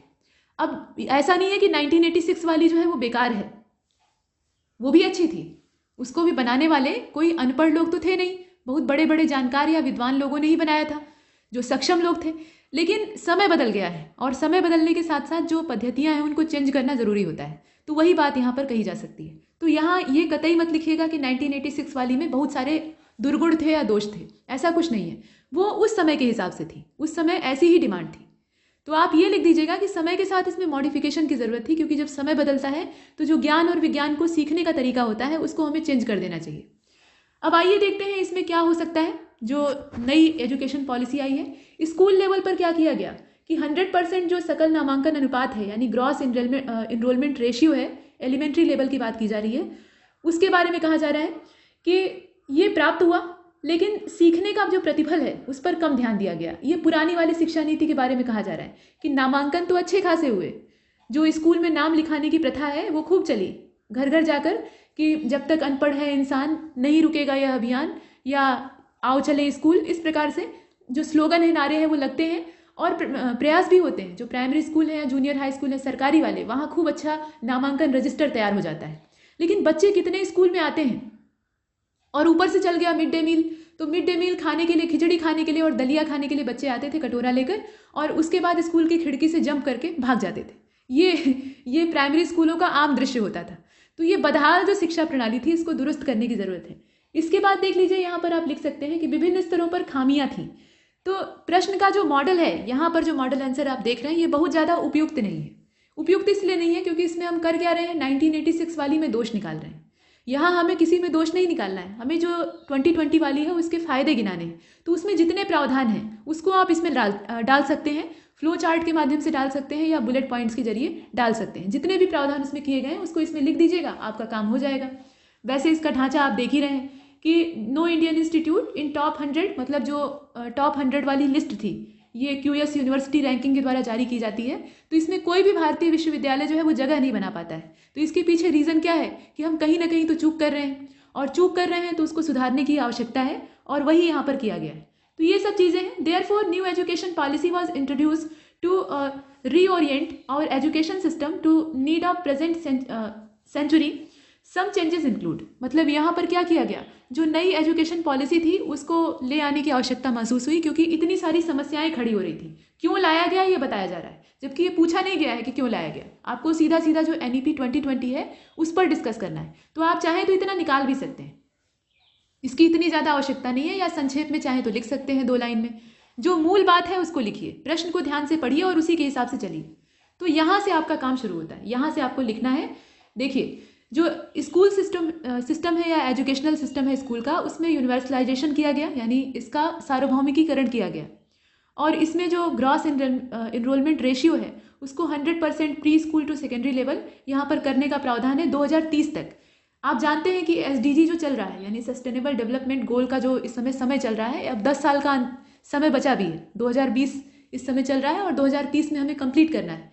तो उसमें एक लक्ष्य ये भी है, मतलब शिक्षा वाला भी एक उसमें से लक्ष्यों में से एक है।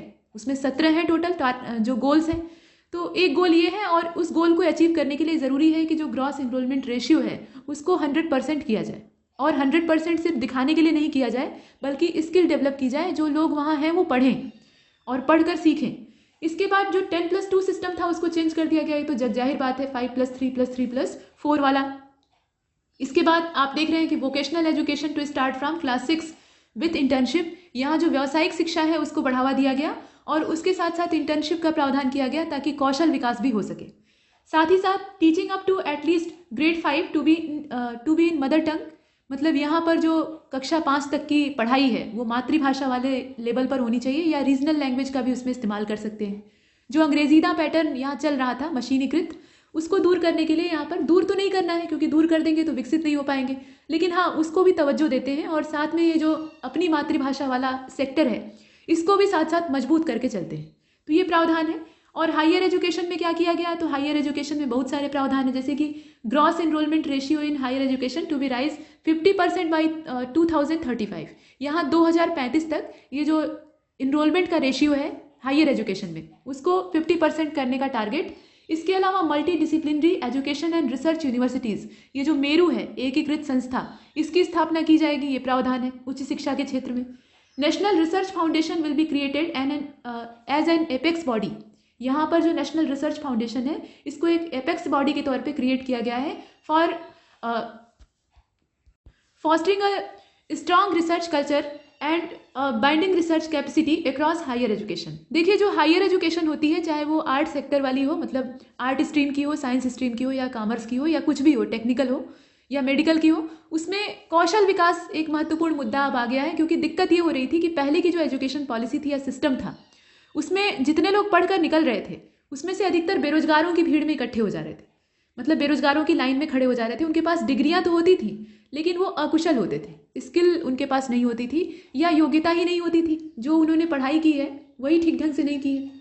जैसे आपने रूबी राय का उदाहरण देखा, जो बिहार वाला बोर्ड का घोटाला था, मतलब बोर्ड परीक्षा का, तो ऐसी न जाने कितनी रूबी राय हैं। और उस लड़की का दोष कम था, उससे ज़्यादा बड़ा दोष तो स्कूल के सिस्टम का था और उसके माता पिता का भी था। तो यहाँ पर इस प्रकार के जो माफिया हैं, शिक्षा माफिया, वो एजुकेशन सिस्टम जो था भी 1986 वाला, उसको और बिगाड़ने का प्रयास कर रहे थे। तो इसी के चलते यहाँ ज़रूरी था कि कौशल विकास किया जाए, ऐसे लोग इकट्ठे हों, ऐसे लोग शिक्षित हों जो कि कुछ कर सकें, अपने से कमा खा सकें, देश की अर्थव्यवस्था पर बोझ न रहें। तो उसी के चलते यहाँ रिसर्च को बढ़ावा दिया गया। रिसर्च या अनुसंधान जो होते हैं, ये बुद्धि के बहुत सारे दरवाजों को खोलते हैं और उसी का प्रयास गवर्नमेंट यहाँ पर करना चाहती है। इसके साथ साथ therefore we can say that the new education policy of 2020 has equipped India with desire tool to become knowledge based society. यहाँ पर जो नॉलेज बेस्ड सोसाइटी का एक गोल है या एक ड्रीम है भारत का, उसको साकार करने में ये जो NEP 2020 है ये काफ़ी मदद करने वाली है। ऐसा हम लोग सपना देख सकते हैं या सोच सकते हैं। अब भविष्य क्या होगा ये कोई नहीं जानता। देखिए, पॉलिसी बना देना बड़ी बात नहीं होती है, लेकिन उसको क्रियान्वित करना और लंबे समय तक चला पाना, लोग कहते हैं ना कि संबंध जोड़ना बहुत बड़ा नहीं होता, लेकिन उसको निभाना टेढ़ा काम होता है। लंबे समय तक आप निभा पाते हैं या नहीं, ये मायने रखता है। तो यहाँ भी निभा पाएंगे हम या नहीं, ये समय बताएगा। प्रयास तो कर ही सकते हैं, तो इतना हम लिख सकते हैं। अब इसके बाद 7वें नंबर का जो क्वेश्चन है उसको देखिए, इतना इसमें पर्याप्त है। बहुत ज़्यादा भूमिका नहीं बनाइएगा। प्रश्न जो पूछा जाता है टू द पॉइंट उतना ही लिखना होता है, उससे ज़्यादा अगल बगल की बात नहीं लिखनी। देखिए, 7वें नंबर का जो क्वेश्चन है उसमें कहा गया कि Uttar Pradesh aim to achieve 1 trillion economy. UP का एग्ज़ाम है तो यूपी से संबंधित क्वेश्चंस बन सकते हैं। हालांकि आजकल आयोग की जो मंशा है वो कुछ अलग ही है, मतलब यूपी से संबंधित क्वेश्चन गायब होते जा रहे हैं और ये चिंता का विषय है। खैर कोई बात नहीं, आप अपना काम करिए, आयोग अपना काम करेगा। तो Uttar Pradesh aim to achieve 1 trillion economy by 2024, मतलब 2024 तक जो 1 ट्रिलियन वाली इकोनॉमी है उसको अचीव करने का टारगेट उत्तर प्रदेश सरकार ने बनाया है। What was the prospects and challenges involve in its realisation, मतलब यहाँ पर इसको वास्तविक धरातल पर उतारने में, वास्तविकता के रूप में परिणत करने में, बदलने में कौन कौन से चैलेंजेस हैं उसको आपको बताना है। तो 1 ट्रिलियन अर्थव्यवस्था बनाने वाला जो टारगेट है ये बड़ा प्रसिद्ध हुआ था कि इकोनॉमी को हम इतना मजबूत कर देंगे कि फिर दुनिया में हम एकदम ऊपर रहेंगे, लेकिन इसके पीछे बहुत सारे गड्ढे हैं, उनको पाटने की ज़रूरत है। तो आइए देखते हैं इसमें लिखा क्या जा सकता है। देखिए यूपी की जो गवर्नमेंट है उसने यहाँ पे ये प्रावधान किया है तो कुछ सोच कर ही किया होगा, लेकिन पहले पृष्ठभूमि देखनी आवश्यक होती है। देखिए उत्तर प्रदेश में राष्ट्रीय जनसंख्या जो है, मतलब जो नेशनल पॉपुलेशन है, अभी 2011 वाला जो सेंसस है उसी को हम लोग बेस बनाते हैं। हालांकि अब 2021 में जब हम लोग प्रवेश करेंगे तब तक आप एग्जाम दे चुके होंगे, उसकी चिंता की बात नहीं है। तो वहाँ पर सेंसस का नया डाटा आएगा और उसके हिसाब से हम काम करेंगे, लेकिन अभी जो 10 साल पुरानी जनगणना है उसी को देखते हैं।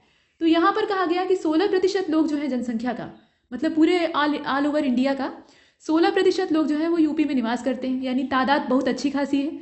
और जो जीडीपी है, मतलब सकल घरेलू उत्पाद, उसमें हमारा जो योगदान है, पार्टिसिपेशन कितना है, 8.8% का है। यहाँ आप एक एक आंकड़ा देख रहे हैं, ये दिख रहा है। तो इतनी आप भूमिका बना रहे हैं और 2 लाइन की भूमिका पर्याप्त होती है। तो 8.8% का योगदान है और यह 1 ट्रिलियन अर्थव्यवस्था प्राप्त करके राष्ट्रीय अर्थव्यवस्था के विकास में इंजन के रूप में भूमिका निभाना चाहता है। मतलब कहने का तात्पर्य क्या है कि यहाँ जो 1 ट्रिलियन वाली इकोनॉमी है उसको हम अचीव इसलिए करना चाहते हैं ताकि हम पूरे देश को लीड कर सकें, जितने अदर स्टेट्स हैं उनमें आगे निकल सकें। यहाँ कंपटीशन जैसी भावना निकल कर आती है और पूरे देश में हम एक इंजन की तरह से काम करें। इंजन किस बात का, तो देश को विकास की ओर ले जाने वाला इंजन। जैसे गाड़ी में जो रेलगाड़ी होती है उसमें डब्बे होते हैं, वैगन्स होते हैं और आगे एक इंजन होता है। इंजन अगर पावरफुल है तो जो डब्बे हैं उसके पीछे पीछे चलेंगे। तो वही चीज़, वही जो यहाँ पे महत्वाकांक्षा है वो यूपी की भी है। यूपी चाहता है कि हम इंजन बने और हर आदमी चाहता है कि हम इंजन बने। अब भले ही वो बन ना पाए या बन जाए वो अलग चीज़ है। अब इसके बाद देखिए यहाँ पे जो डेराइव्स हैं ग्रोथ ऑफ यूपी, उसको देख लीजिए। इतना आपने लिखा, 2 लाइन पर्याप्त है।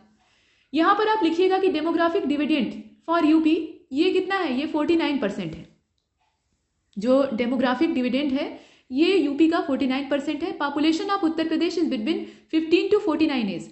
यहाँ पर जो इसकी आयु वर्ग की बात की गई है तो वो 15 से लेकर 49 वर्ष की उम्र की बात कही जा रही है। ये उत्तर प्रदेश का आंकड़ा है, ऑल ओवर इंडिया का नहीं है। यहाँ इस प्रश्न में सिर्फ यूपी की हम चर्चा कर रहे हैं। और also UP aim to skill 65 lakh people by 2030। और उत्तर प्रदेश का एक और लक्ष्य है। लक्ष्य क्या है कि जो SDG गोल हैं उसमें ये सपोर्ट करें और 2030 तक जो 65 लाख लोग हैं उनको कौशल दिया जाए, स्किल दी जाए, ताकि वो कमा खा सकें, देश की अर्थव्यवस्था या प्रदेश की अर्थव्यवस्था पर बोझ न बने। ये बात है, क्योंकि अब नौकरियां इतनी ज़्यादा उपलब्ध कराना संभव नहीं है। ये व्यवहारिक बात है। लोग नौकरियों के लिए लाइन लगाए हुए हैं, गवर्नमेंट जॉब के लिए एकदम तरस रहे हैं। तो इसके पीछे रीज़न ये है कि पहले से मानसिकता बनी हुई है कि गवर्नमेंट जॉब मिल जाएगी या कहीं नौकरी मिल जाएगी तो मेरा काम बन जाएगा, ज़िंदगी सफल हो जाएगी। लेकिन अब वो संभव नहीं है। सबको मिल जाएगी ये कैसे हो सकता है? आप खुद देख लीजिए, वैकेंसी कितनी आ रही है और पॉपुलेशन कितनी ज़्यादा है। आवेदकों की भीड़ और जो वैकेंसी की मात्रा है उसको आप देख सकते हैं। तो इसके चलते अब ये ज़रूरी हो गया है कि आप अपने कुछ सीखिए, अपना देखिए काम धंधा, कुछ कमाइए खाइए। सरकार हमसे यही चाहती है। अब ये अच्छा लगे या ना लगे, लेकिन अब यही वास्तविकता है।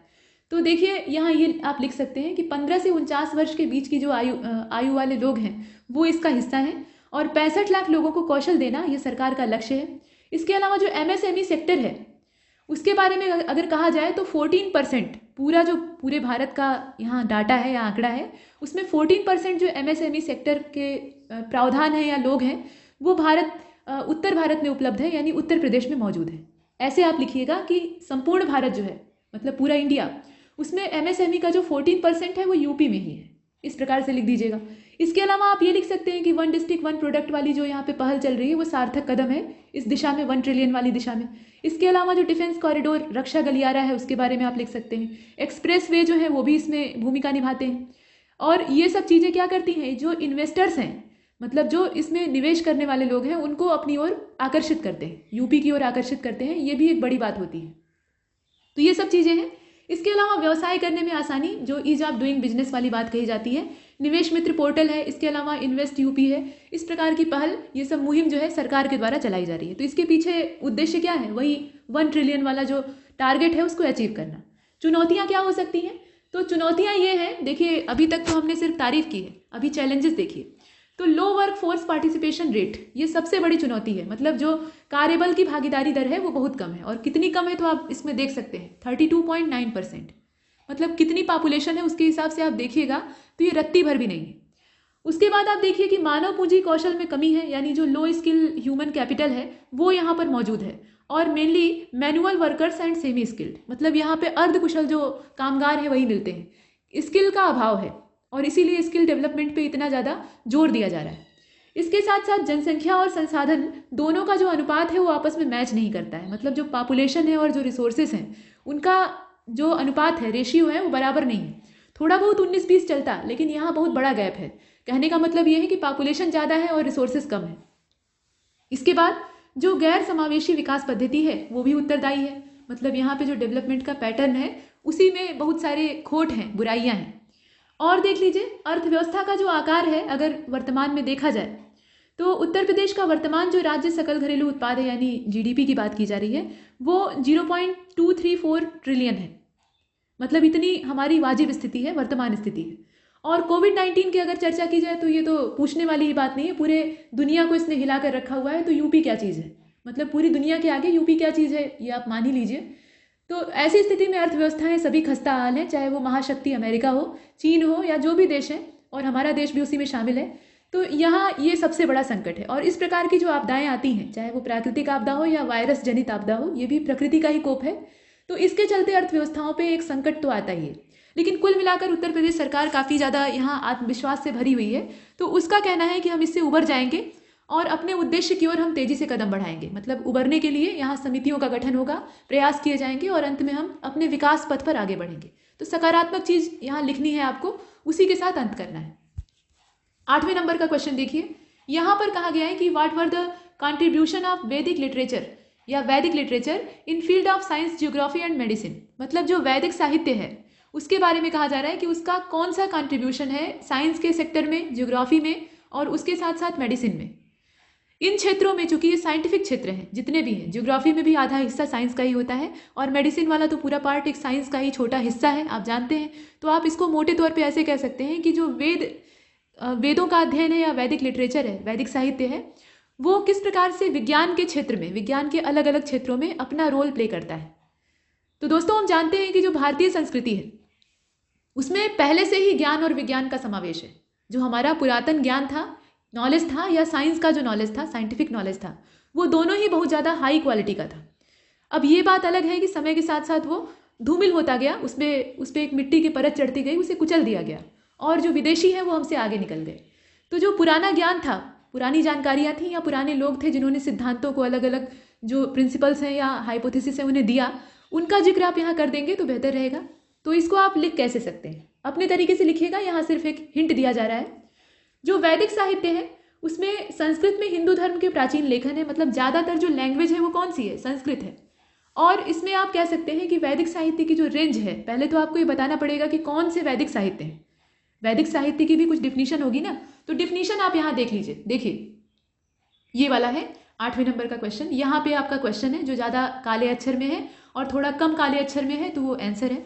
यहाँ पर कहा गया है कि Vedic literature are sacred ancient writing of Hinduism in Sanskrit, they were written during 1500 BCE to 500 BCE। यहाँ पर जो ईसा पूर्व होता है वो उल्टा चलता है, मतलब ज़्यादा से कम की ओर चलता है, और जो यहाँ पर एडी होता है यानी एनो डोमिनी होता है वो सीधा चलता है। तो ईसा मसीह के जन्म से पहले की ये बात है। ईसा मसीह तब कहीं उनका अस्तित्व भी नहीं था, तब हम लोग यहाँ पर अपनी पुरातन सभ्यता को लेकर चल रहे थे और काफ़ी ज़्यादा वैभवशाली थे, सोने की चिड़िया वाली हमारी स्थिति थी। तो देखिए यहाँ पर कहा गया कि जो संस्कृत भाषा में लिखे गए काफ़ी पुराने और पवित्र लेख हैं वो यहाँ वैदिक साहित्य के तौर पे देखे जाते हैं, और उनकी जो टाइम पीरियड वाली रेंज है वो 1500 ईसा पूर्व से लेकर 500 ईसा पूर्व के बीच की है। तो ये टाइम पीरियड जो इसमें दिया हुआ है, मतलब समय अंतराल, उसको लिख देंगे तो थोड़ा सा जो प्रामाणिकता है वो आ जाएगी, यानी देखने में अच्छा लगेगा। इसके बाद आप ये लिख सकते हैं कि वैदिक लिटरेचर इंक्लूड्स, जो वैदिक लिटरेचर है उसके अंदर क्या है। देखिए कोई शब्द आता है तो उसके बारे में आपको थोड़ा सा वहाँ बताना पड़ता है। तो वैदिक लिटरेचर में पहले तो चारों वेद आएंगे। चारों वेदों का नाम आप जानते हैं, ऋग्वेद सबसे पुराना है और अथर्ववेद सबसे नया है, बीच में 2 हैं। कौन कौन से हैं बताने की आवश्यकता नहीं है, आप यहाँ देख रहे हैं। इसके अलावा जितने ब्राह्मण ग्रंथ हैं, हर वेद का कुछ ब्राह्मण ग्रंथ लिखा गया है, ये आपने पढ़ा है हिस्ट्री में। तो ब्राह्मण जो जितने भी हैं हर वेद के, वो इसमें आते हैं वैदिक साहित्य में। इसके अलावा आरण्यक आते हैं, उपनिषद आते हैं, ये सब क्या है, ये वैदिक लिटरेचर का ही हिस्सा है, उससे अलग नहीं है, क्योंकि इसमें वेदों की ही बात कही गई है, कुछ अलग नहीं कहा गया है। वेदों की ही जितनी कठिन बातें हैं उनको यहाँ सरल भाषा में, इजी लैंग्वेज में समझाया गया है। इसके बाद आप ये लिख सकते हैं कि वैदिक कंट्रीब्यूशन टू डिफरेंट फील्ड, मतलब ये जो वैदिक लिटरेचर है इसका कंट्रीब्यूशन अलग अलग फील्ड में क्या हो सकता है। तो यहाँ फील्ड वार इसका बंटवारा कर दीजिए, चूंकि यहाँ 3 फील्ड्स का ब्यौरा दिया गया था, तो साइंस को आप पहले लिख दीजिए, उसके बाद ज्योग्राफी को लिख दीजिए, उसके बाद मेडिसिन को लिख दीजिए। यहाँ उल्टा कर दिया गया है, कोई बात नहीं, तो पहले मेडिसिन को ही देख लीजिए, लेकिन लिखिएगा सीधा, जिस क्रम में पूछा है उसी क्रम में लिखा जाता है। देखिए मेडिसिन में जैसे अथर्ववेद है, तो अथर्ववेद में चिकित्सकीय प्रणालियों का उल्लेख किया गया है और उसके अलावा सर्जरी का काफ़ी बड़े पैमाने पर यहाँ उल्लेख किया गया है। सुश्रुत नाम के एक शल्य चिकित्सक थे जो कि ऑपरेशन थिएटर चलाते थे, उनका अपना ऑपरेशन थिएटर होता था, उनके अपने पैटर्न होते थे, उसके हिसाब से वो चिकित्सा करते थे।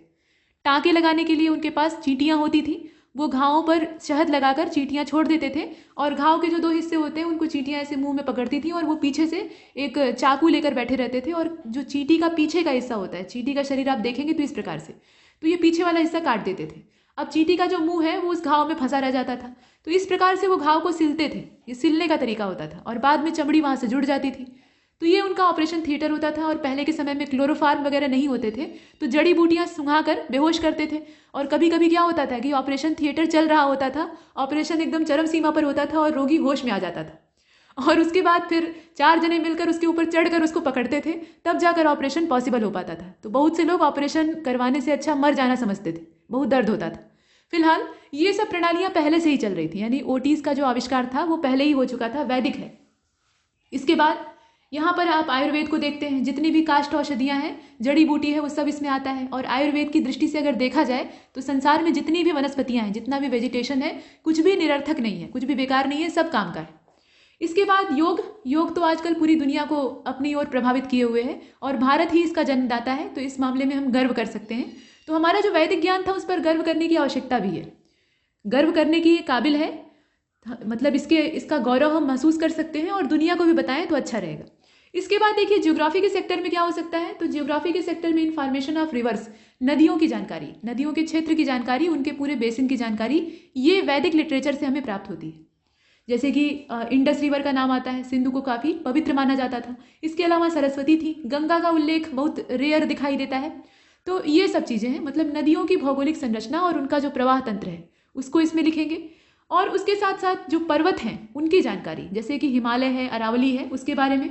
Information on agriculture and animal domesticated, मतलब यहाँ पर कहा गया कि जो पशुपालन है और इसके अतिरिक्त जो एग्रीकल्चर है यानी कृषि प्रणाली है, उसके बारे में अच्छी खासी जानकारी ये वेदों से या वैदिक साहित्य से हमें प्राप्त होती है। तो ये सब ज्योग्राफी का हिस्सा हो गया। अब आइए देखते हैं साइंस के क्षेत्र में क्या। तो साइंस के क्षेत्र में बहुत कुछ है, यहाँ जो लिखा है वो बहुत छोटी सी चीज़ है, इसके आगे बहुत सारी चीज़ें हैं। तो यहाँ आप देख रहे हैं कि शुल्ब सूत्र जो है ये डीलिंग विद ज्योमेट्री, इसमें ज्योमेट्री का ज्ञान है, ज्योमेट्री का पूरा जो तंत्र है वो इसमें मौजूद है, त्रिभुज, कोण या चतुर्भुज या जितनी भी चीज़ें। इसके साथ साथ यहाँ आप देख सकते हैं बुधायन सूत्र जो है, इसमें पाइथागोरस का थ्योरम जो है उसको मेंशन किया गया है। दोस्तों आप जानते हैं पाइथागोरस का थ्योरम, जो मैथ्स के स्टूडेंट होंगे वो तो जानते होंगे, वैसे ये थ्योरम सभी ने पढ़ा होगा क्योंकि ये जो 8 तक की पढ़ाई होती है, कक्षा 8 तक की जो एजुकेशन होती है उसमें मौजूद होता है, गणित की किताबों में होता है। इसमें एक राइट एंगल ट्रायंगल होता है इस प्रकार से, और इसका ये वाला एंगल या जो भी आप एंगल इसमें बनाए वो 90 डिग्री का होता है, मतलब कोई एक एंगल 90 का होना चाहिए। इसमें 3 आर्म्स होती हैं, भुजाएं होती हैं। तो जो सबसे बड़ी वाली होती है उसको कहते हैं हाइपोटेनियस यानी कर्ण, इसका हिंदी नाम होता है कर्ण। ये आपका परपेंडिकुलर होता है, जो 90 डिग्री का एंगल बनाने वाली आर्म होती है उसको क्या कहते हैं, उसको परपेंडिकुलर कहते हैं यानी लंब कहते हैं। और नीचे एक सोया हुआ रहता है उसको कहते हैं बेस। और यहाँ जो पाइथागोरस की थ्योरम है उसमें जो परपेंडिकुलर है और बेस है उन दोनों को अगर स्क्वायर करके ऐड कर दें और उसके बाद उनका अंडर रूट निकाल लें तो हमें हाइपोटेनियस का मान प्राप्त हो जाता है। यही पाइथागोरस की जो थ्योरम है वो कहती है, मतलब h square is equal to p square plus b square. इस प्रकार से यहाँ पर जो हाइपोटेनियस है उसका square is equal to perpendicular का स्क्वायर प्लस बेस का स्क्वायर, और ये स्क्वायर आप इधर ट्रांसफर कीजिएगा तो ये अंडर रूट बन जाएगा इस प्रकार से। तो आपको वर्गमूल निकालना पड़ता है, ये तरीका है।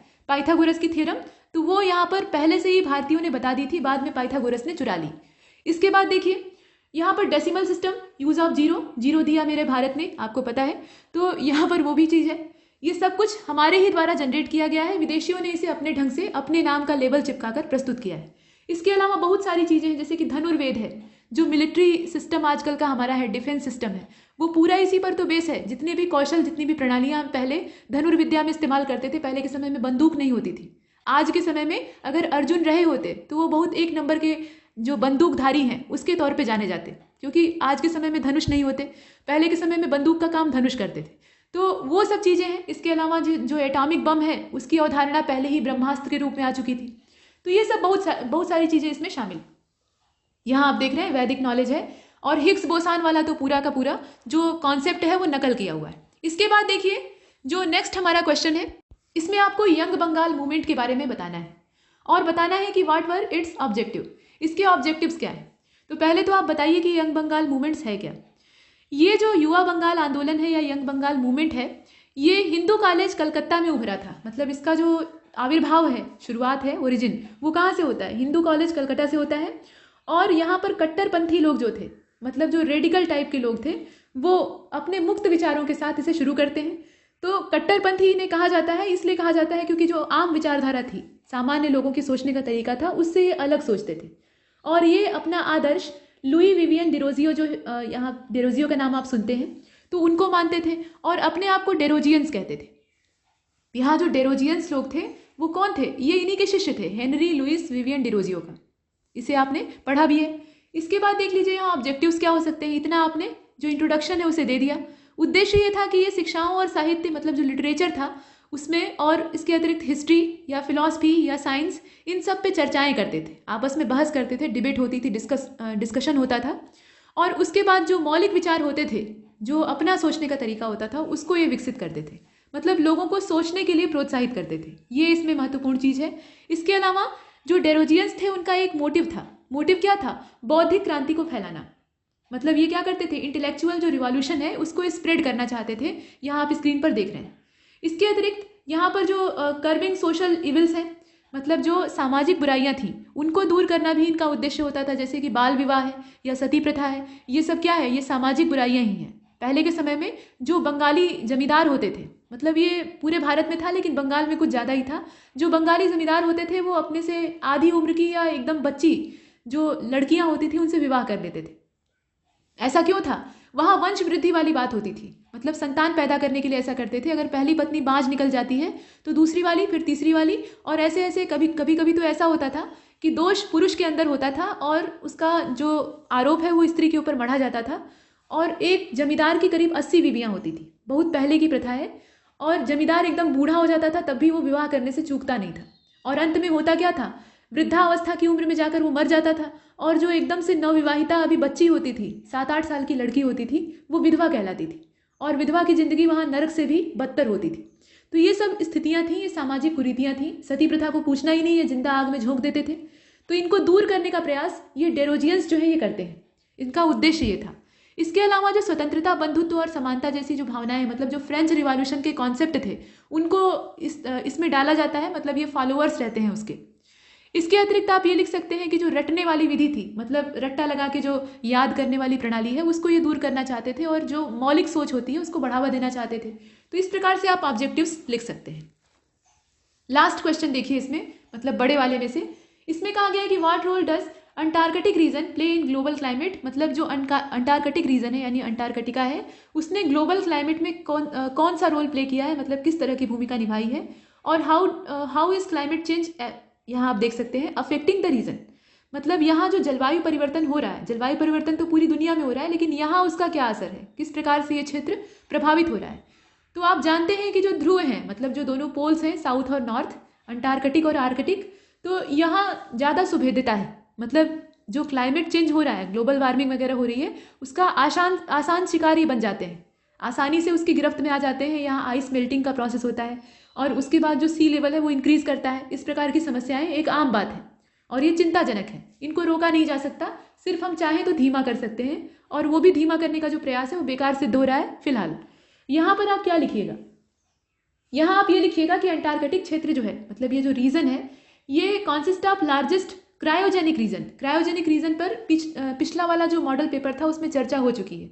ये जमे हुए क्षेत्र होते हैं, मतलब हाइड्रोस्फीयर का जो फ्रोजन पार्ट होता है उसी को क्रायोजेनिक रीजन कहा जाता है। ये कुछ अलग नहीं है, ये पानी की जमी हुई अवस्था है। तो ये बहुत बड़ा जो क्रायोजेनिक रीजन है उसको जनरेट करते हैं, और इसमें बहुत भारी मात्रा में जो फ्रेश वाटर है उसका स्टोरेज पाया जाता है, यानी ताजे पानी का ये अकूत भंडार होते हैं। जो ग्लेशियर यहाँ पे बड़े बड़े आइसबर्ग्स होते हैं और ग्लेशियर होते हैं, वो क्या है, वो ताजे पानी का बहुत बड़ा स्रोत है। अभी हाल ही में एक सुविधा संपन्न राष्ट्र ने एक ग्लेशियर को मंगा लिया था और उसे पेयजल की आपूर्ति के लिए इस्तेमाल करना शुरू कर दिया था, तो इस पर काफ़ी विवाद हुआ था। वो राष्ट्र कौन सा था ये आप जानते हैं। फिलहाल यहाँ नाम लेकर किसी को भी आरोप लगाने की आवश्यकता नहीं है और उसको लिखने की भी जरूरत नहीं है, ये चर्चा का विषय था तो प्रसंग में आ गया। अब आप क्रायोजेनिक सेक्टर के तौर पे इसे बता दीजिएगा, और उसके बाद ये बता दीजिएगा कि जो सफ़ेद बर्फ होती है यानी जो वाइट आइस होती है उसका एल्बिडो प्रभाव बहुत अच्छा होता है। कहने का मतलब ये है कि जो बर्फ होती है उसकी परावर्तन क्षमता बड़ी अच्छी होती है, जो सोलर रेडिएशन इसके ऊपर पड़ता है उसका ये मैक्सिमम अमाउंट वापस लौटा देती है, और ये बहुत अच्छी बात है। ये अपने अंदर एब्जॉर्ब कम करती है, और एब्जॉर्ब कम करेगी तो टेम्परेचर यहाँ पर कम रहेगा, तो ये कूलिंग के प्रोसेस में सपोर्ट करती है। इस मामले में ये अच्छा है। इसके अलावा जो दक्षिणी महासागर यहाँ वायुमंडल वाला क्षेत्र है उसमें ये आप लिख सकते हैं कि जो साउथ ओशियनिक क्षेत्र है उसमें वायुमंडल से ये कार्बन डाइऑक्साइड देता है, और इस प्रकार से जो कार्बन साइकिल है उसमें ये महत्वपूर्ण भूमिका निभाता है। तो कार्बन सिंक के तौर पे काम करता है, तो आप जानते ही हैं। इतना तो आपने इसकी भूमिका को लिखा, लेकिन अब ये क्लाइमेट चेंज के प्रोसेस से कैसे प्रभावित हो रहा है ये आपको लिखना है। अभी आपका आधा काम बचा हुआ है। देखिए, सबसे बड़ा प्रभाव तो यही है कि बर्फ़ पिघल रही है, ये सभी जानते हैं और ये बहुत चिंताजनक बात है। और आप जानते हैं कि अगर पूरी बर्फ़ पिघल जाती है, मतलब जो पूरा आइस का यहाँ पे ढेर है अंटार्कटिका वाला सिर्फ, वो अगर मेल्ट कर जाता है तो 60 मीटर पानी बढ़ जाएगा। ये एक अंदाज़ा है, औसत है। इससे ज़्यादा ही बढ़ेगा, इससे कम नहीं बढ़ेगा। तो ये एक चिंताजनक बात है, 60 मीटर बहुत होता है। इसके अलावा ग्लोबल वार्मिंग से अगर समुद्री बर्फ़ पिघलती है यानी जो आइस है वो मेल्ट होती है, तो इससे होता ये है कि पृथ्वी जो है वो गर्मी को अवशोषित करने लगती है। जो कूलिंग का प्रोसेस है वो नहीं हो पाता है। यहाँ पर अर्थ का जो टेम्परेचर है वो इंक्रीज़ करने लगता है, और इससे ग्लोबल वार्मिंग और बढ़ती है। मतलब ग्लोबल वार्मिंग की वजह से ही ऐसा हो रहा है, लेकिन ग्लोबल वार्मिंग इससे भी बढ़ रही है। तो ये एक से एक जुड़े हुए हैं। इसके अलावा अंटार्कटिक प्रजातियाँ ये नाटकीय रूप से जलवायु से प्रभावित होती हैं, मतलब एक ड्रामेटिक तरीके से ये उससे अफेक्टेड होती हैं। जैसे कि पेंगुइन की प्रजातियाँ हैं, जो किंग और इम्परर पेंगुइन की वेराइटीज़ होती हैं, वो यहाँ पे संकट में पड़ गई हैं। इसके अलावा और भी जितने यहाँ ध्रुवीय जीव जंतु हैं वो प्रभावित होते हैं। ये बेचारे बलि के बकरे बन जाते हैं। काम इंसान करता है, खुराफात वाला जो जितना भी काम है वो मनुष्य करता है, और उसका खामियाजा पूरी जो नेचर है वो भुगतती है। इसके बाद देख लीजिए, यह देखते हुए, मतलब इन चीज़ों को ध्यान में रखते हुए, जो अंटार्कटिक क्षेत्र है वो दुनिया के उन क्षेत्रों में से एक है जहाँ जलवायु परिवर्तन का प्रभाव सबसे पहले दिखाई देता है। स्पष्ट तो ही है, लेकिन उसके अलावा सबसे पहले दिखाई देता है। और अंटार्कटिक जो ट्रीटी है उसमें अलग अलग देशों ने हस्ताक्षर किए हैं, तो उसके पीछे पर्पज़ क्या है कि जलवायु परिवर्तन जो हो रहा है, जो क्लाइमेट चेंज हो रहा है, उसके खिलाफ महत्वपूर्ण कदम उठाए जाएँ। तो ट्रीटीज़ होती हैं, उसमें हस्ताक्षर होते हैं, लेकिन उसको क्रियान्वित करने की जब बात आती है तो लोग पीछे हटने लगते हैं। यहाँ तक हमने बड़े वाले प्रश्नों को हल किया है। इसके बाद सेक्शन बी को देखिए, जल्दी जल्दी देख लेते हैं इसे, क्योंकि इसमें बहुत ज़्यादा समय लगाने की आवश्यकता नहीं है। 50 शब्दों का है। देखिए, पहला प्रश्न ये है कि आदर्श आचार संहिता यानी जो मोरल कोड ऑफ कंडक्ट है, MCC, वो क्या है, और क्या इसे वैधानिक दर्जा मिलना चाहिए, मतलब इसको जो लीगलाइज फॉर्म है या अमली जामा है वो पहनाना चाहिए। तो देखिए, जो आदर्श आचार संहिता होती है यानी जो मोरल कोड ऑफ कंडक्ट होता है, ये चुनाव की प्रक्रिया को पारदर्शी बनाने के लिए किया जाता है। मतलब जो चुनाव आयोग है, इलेक्शन कमीशन ऑफ इंडिया है, उसके द्वारा इसे लागू किया जाता है। और चुनाव की जब डेट घोषित होती है, मतलब चुनाव की घोषणा होती है, वहाँ से जब तक रिजल्ट नहीं आ जाता तब तक ये चलती है। और चुनाव की प्रक्रिया जो है वो पारदर्शी तरीके से हो, उसमें ट्रांसपेरेंसी हो, इसके लिए इसको यहाँ पर प्रयोग में लाया जाता है या इसका व्यवहार किया जाता है। इस प्रकार से आप लिख सकते हैं।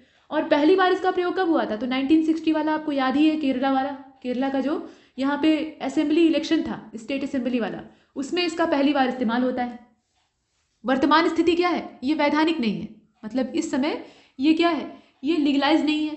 तो अब इसे होना चाहिए या नहीं, ये बहस का विषय है। देखिए, वैसे तो इसे वैधानिक दर्जा नहीं मिलना चाहिए। क्यों नहीं मिलना चाहिए, तो अगर वैधानिक दर्जा मिल गया तो होगा क्या कि ये जो मोरल कोड ऑफ कंडक्ट है, इसको जो तोड़ेगा तो उसके संबंध में फिर डिस्प्यूट होगा, और वो डिस्प्यूट चला जाएगा अदालत में, न्यायालयों में, और न्यायालय में फाइलों की कितनी गठरी इकट्ठा है ये आप जानते हैं, और उन बंडलों में ये मामला दब जाएगा। तो चुनाव प्रक्रिया आगे बढ़ ही नहीं पाएगी। और इसीलिए चुनाव प्रक्रिया समय पर संपन्न होना आवश्यक होता है, क्योंकि ये देश के विकास के लिए ज़रूरी है। तो जब चुनाव प्रक्रिया आगे नहीं बढ़ पाएगी तो देश का जो डेवलपमेंट है वो अवरुद्ध हो जाएगा, इसलिए इसे वैधानिक दर्जा नहीं मिलना चाहिए। ये आप तर्क दे सकते हैं और ये सबसे सटीक तर्क है। यहाँ तक हमने सुना। अब इसके बाद नेक्स्ट जो अगला है उसको देखिए, right A note on zero budget natural farming. जो JBNF है उस पर आपको लिखना है, एक शॉर्ट नोट लिखना है 50 शब्दों का। 50 से अगर 51-52 होता है तो चिंता की बात नहीं है, 60 के अंदर रहिए, बहुत ज़्यादा फैलाने की भी ज़रूरत नहीं है। जितना ज़्यादा आप फैलाएंगे उतना आप ही का नुकसान है। इसके बाद देखिए, यह कृषिविद सुभाष पालेकर इनके द्वारा प्रवर्तित की गई एक पद्धति है। मतलब ये एक व्यक्ति हैं और ये कैसे हैं, ये एग्रीकल्चर के क्षेत्र में काम करने वाले एक साइंटिस्ट हैं या विद्वान आप कह सकते हैं। ये रसायन मुक्त पद्धति है, मतलब इसमें केमिकल का इस्तेमाल नहीं करते हैं, केमिकल का यूज़ नहीं करते, ना केमिकल फर्टिलाइज़र यूज़ करते हैं, ना केमिकल प्रोसेस यूज़ करते हैं। और देख लीजिए इसमें करते क्या है, इसमें 4 स्तंभ हैं, मतलब 4 इसके पिलर्स हैं, उस पर ये काम करता है। पहला है जीवामृत, दूसरा है बीजामृत, उसके बाद है मल्चिंग और अंत में है वापसा। तो जीवामृत क्या है, जीवामृत आप यहाँ देख रहे हैं ना, तो ये है क्या, इसमें करते क्या है, it is a mixture of fresh cow dung, मतलब जो ताज़ा गाय का गोबर होता है वो, उसके अलावा जो काऊ का यूरिन होता है वो। गोमूत्र पर आजकल बहुत ज़्यादा बहस हो रही है, अलग अलग लोगों के ऊपर कटाक्ष किए जा रहे हैं, लेकिन ये एक आयुर्वेदिक चिकित्सा पद्धति में शामिल चीज़ है। जो पंचगव्य का प्रावधान है उसको हम लोग जानते हैं। इसके बाद देखिए, ये गाय का गोबर, उसके अलावा गोमूत्र, इसके अलावा गुड़, दाल का आटा, मतलब दाल को पीस कर या उसकी जो चुरकुनी होती है, चूनी होती है, उसको यहाँ पर इस्तेमाल कर सकते हैं। और पानी और मिट्टी, इन सबको मिलाकर एक मिक्सचर तैयार करते हैं, एक हलवा तैयार करते हैं और उसके बाद उसे खाते नहीं हैं, उसे खेत में डाल देते हैं, ये काम करते हैं। तो ये है जीवामृत, ये इनकी विधि है। इसके बाद बीजामृत, बीजामृत में क्या करते हैं, इसमें बीज का शोधन करते हैं, मतलब बीज को यहाँ पे शोधित करते हैं। और शोधित करने का तरीका क्या होता है, यहाँ आप देख रहे हैं, मतलब उसकी ट्रीटिंग करते हैं, उसका ट्रीटमेंट करके उसे रोगाणु मुक्त बनाते हैं। और उसके लिए नीम की जो पत्तियाँ होती हैं या नीम की जो खली होती है, उसके साथ साथ तंबाकू का चूरा और हरी मिर्च, इन सबको मिलाकर जो यहाँ पे रोगाणु होते हैं या कीट होते हैं उनको खिलाया पिलाया जाता है। कहने का मतलब ये है कि बीज के ऊपर इसका एक कोट चढ़ा देते हैं और उसके बाद बीज को कोई भी जो बैक्टीरिया या कोई भी जो पैरासाइट है वो शिकार नहीं बनाता है। तो ये पद्धति है। इसके अलावा जो अगली है, इसमें मल्चिंग की है। तो मल्चिंग वाली जो प्रणाली है, इसमें क्या करते हैं, जुताई के स्थान पर जो फसल के अवशेष हैं उनको भूमि पर आच्छादित कर दिया जाता है। मतलब जो पुरानी फसल लगी हुई थी उसकी जितनी भी बेकार चीज़ें हैं, पत्ती है या डंठल है, उसको ज़मीन पर डाल देते हैं तो वो सड़कर खुद भी खाद बन जाता है। ये एक तरीका है। और उसके अलावा जो वेपराइजेशन का प्रोसेस है वो भी कम होता है, पानी कम लगता है। वापसा में क्या होता है, तो वापसा में ये है कि सिंचाई के स्थान पर मिट्टी में नमी और वायु की उपस्थिति को महत्व दिया जाता है। बेहिसाब पानी नहीं उड़ेल देते हैं, जितनी आवश्यकता है उतना ही, और नमी को कैसे यहाँ पर मेंटेन करके रखा जाए, ये प्रयास किया जाता है। तो ये पद्धति है। इसके बाद नेक्स्ट अगला देखिए, लॉर्ड कर्जन की जो यहाँ पे लिगेसी थी in Indian history is not confined only to Bengal partition. मतलब यहाँ ये कहा गया है कि जो लॉर्ड कर्जन था उसको हम लोग गालियाँ देते हैं कि बंगाल का विभाजन करके गया और अंत में भारत पाकिस्तान अलग अलग हो गए, यानी विभाजन की दरार वहीं से थी और चौड़ी हो गई। यहाँ उसको आरोपी तो बनाते हैं, लेकिन कर्जन ने वही काम किया जो अंग्रेजों ने उससे कहा था, मतलब ब्रिटिश गवर्नमेंट का जो आदेश था उसके हिसाब से उसने यहाँ पर कदम उठाया। फिलहाल यहाँ हमें ये कहना है कि बंगाल विभाजन तक ही इसकी जो काम की चीज़ें थी वो शामिल नहीं थी, इससे और ज़्यादा विस्तृत उसने काम किए थे, यानी कुछ लोकहित के काम किए थे। तो वही भलाई वाला जो अच्छा इसका पक्ष है वो आपको दर्शाना है।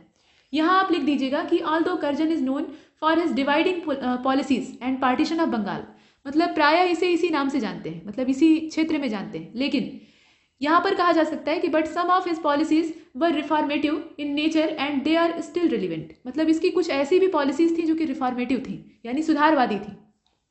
देखिए, पहला तो appointment of universities commission and passing of Indian university act, जो भारतीय विश्वविद्यालय अधिनियम था, इंडियन यूनिवर्सिटी एक्ट, वो इसी के समय में आता है 1904 में, और वो इसी के प्रयासों से आता है। तो ये एक सार्थक कदम था। इसके अलावा establishment of department of commerce and industries, ये इस्टेब्लिशमेंट इसके द्वारा करवाया जाता है। और एंशियंट मैन्यूमेंट्स प्रिजर्वेशन एक्ट, जो भारतीय विरासत है उसके संरक्षण के लिए जो अधिनियम है वो इसी के समय में पास होता है। भारतीय विरासतों के प्रति भारतीय लोग ही सचेत नहीं थे, जानते ही नहीं थे, तो यहाँ पर ये सचेत जागरूकता लाने के लिए और उनका संरक्षण करने के लिए चलाया गया था। और इसी के चलते बाद में जो आर्कियोलॉजिकल सर्वे ऑफ इंडिया है उसकी स्थापना होती है, वो बाद में होती है, लेकिन नींव यहीं से पड़ी थी। और इसके अलावा जो कोऑपरेटिव एक्ट था वो भी इसी के समय में आता है 1904 में। तो कर्जन ने सुधारवादी काम भी किए हैं, लेकिन बाद में जाते जाते उसने सारा काम बिगाड़ दिया। इसके बाद देखिए नेक्स्ट चौथे नंबर का जो क्वेश्चन है, इसमें ये पूछा गया है कि give argument in support of India's candidature to United Nation Security Council. जो यूनाइटेड नेशन सिक्योरिटी काउंसिल है उसके बारे में कहा जा रहा है कि संयुक्त राष्ट्र सुरक्षा परिषद में भारत की जो उम्मीदवारी है उसके समर्थन में आपको तर्क देना है, उसको सपोर्ट करना है, उसकी आलोचना नहीं करनी है। तो यहाँ आप लिख दीजिएगा कि अभी हाल ही में, ये ताज़ा तरीन मामला है, हाल ही में भारत जो है वो संयुक्त राष्ट्र सुरक्षा परिषद में एक स्थायी सदस्य के तौर पे मान्यता प्राप्त कर रहा है।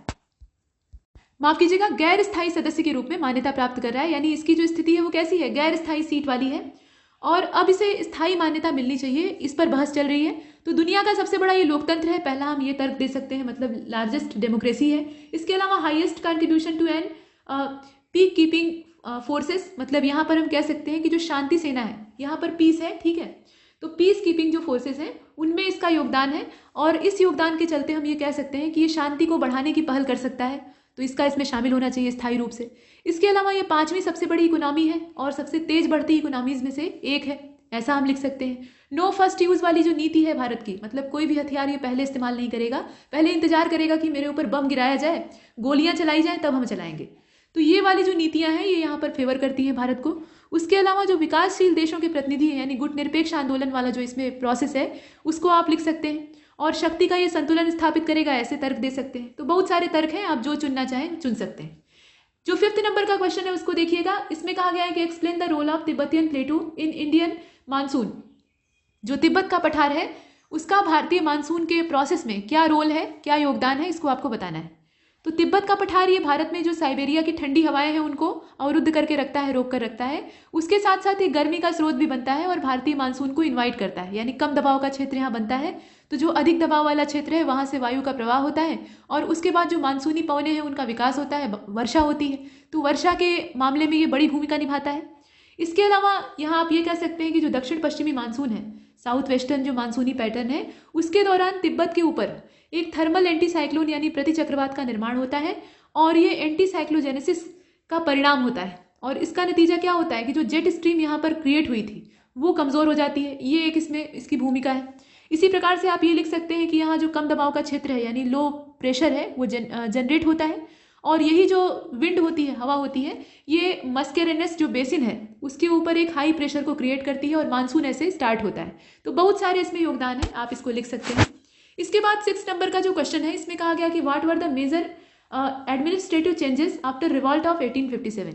इस पर पिछले वाले पेपर में डिस्कस हो चुका है, बहुत ज़्यादा इसमें डिटेल में जाने की आवश्यकता नहीं है। 1857 का जो रिवॉल्ट था उसके बाद अंग्रेज सचेत हो जाते हैं। उससे पहले उन्हें ऐसा नहीं लगता था कि भारतीय भी विद्रोह कर सकते हैं, इन्हें ये कुचल कर रखते थे और सोचते थे कि ये कुछ नहीं कर सकते।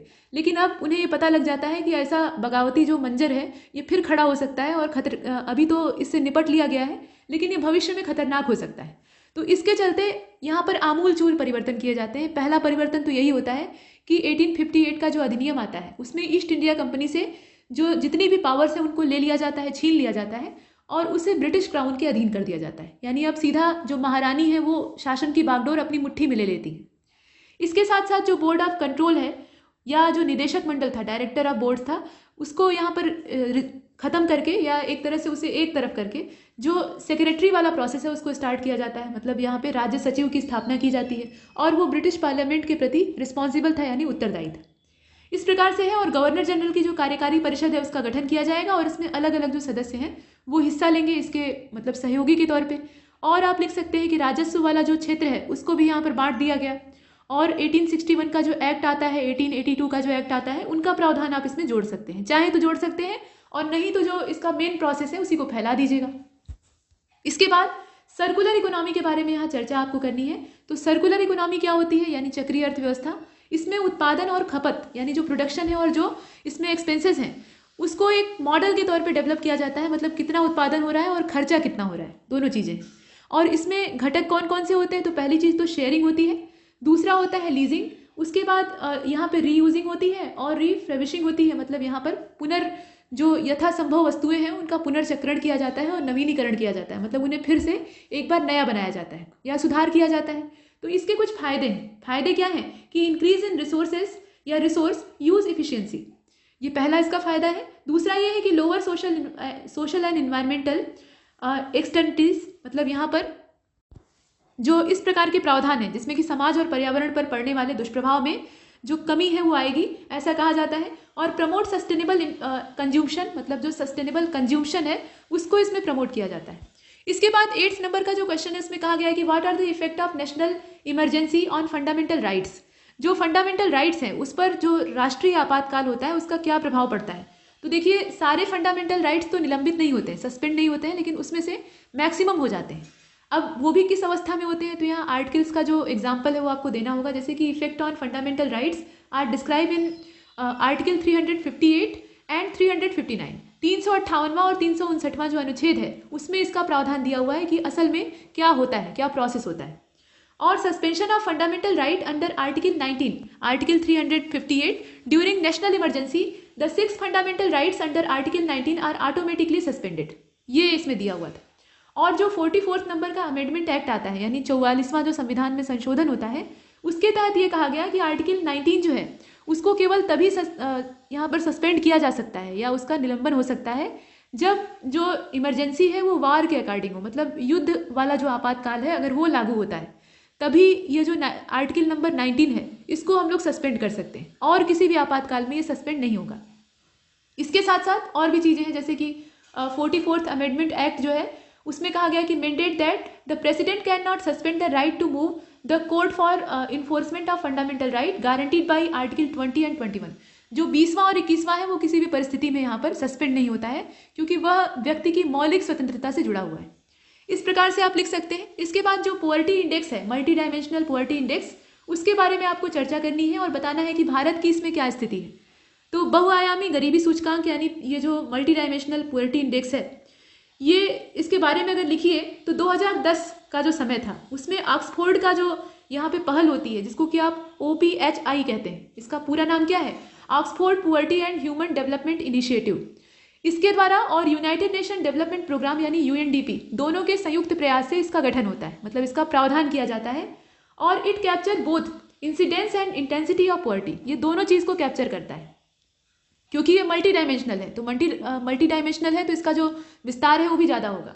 इसके अलावा इसमें आप लिख सकते हैं कि it measures 10 indicators across 3 broad categories. यहाँ पर 3 बड़ी बड़ी कैटेगरीज हैं जिसके अंदर 10 इंडिकेटर्स हैं। तो 10 का नाम लिखने की आपको ज़रूरत नहीं है, सिर्फ जो 3 मेन है उसको लिख दीजिएगा। हेल्थ है, एजुकेशन है और स्टैंडर्ड ऑफ लिविंग है, यानी जीवन स्तर। और भारत की इसमें रैंकिंग क्या है, तो India lifted 271 million people out of poverty, मतलब यहाँ पर इतने लोग जो है ये गरीबी रेखा से बाहर आते हैं 2006 से लेकर 2016 के बीच में। ये भारत का डाटा है, तो इस प्रकार से इसमें आप जोड़ सकते हैं। लास्ट क्वेश्चन जो है उसको देखिए, what do you understand by quasi judicial bodies. जो क्वासी जुडिशियल बॉडीज हैं उन पर आपको यहाँ पर लिखना है और इसे एग्जाम्पल के तौर पर आपको दर्शाना है, मतलब कौन कौन सी हैं ये बताना है।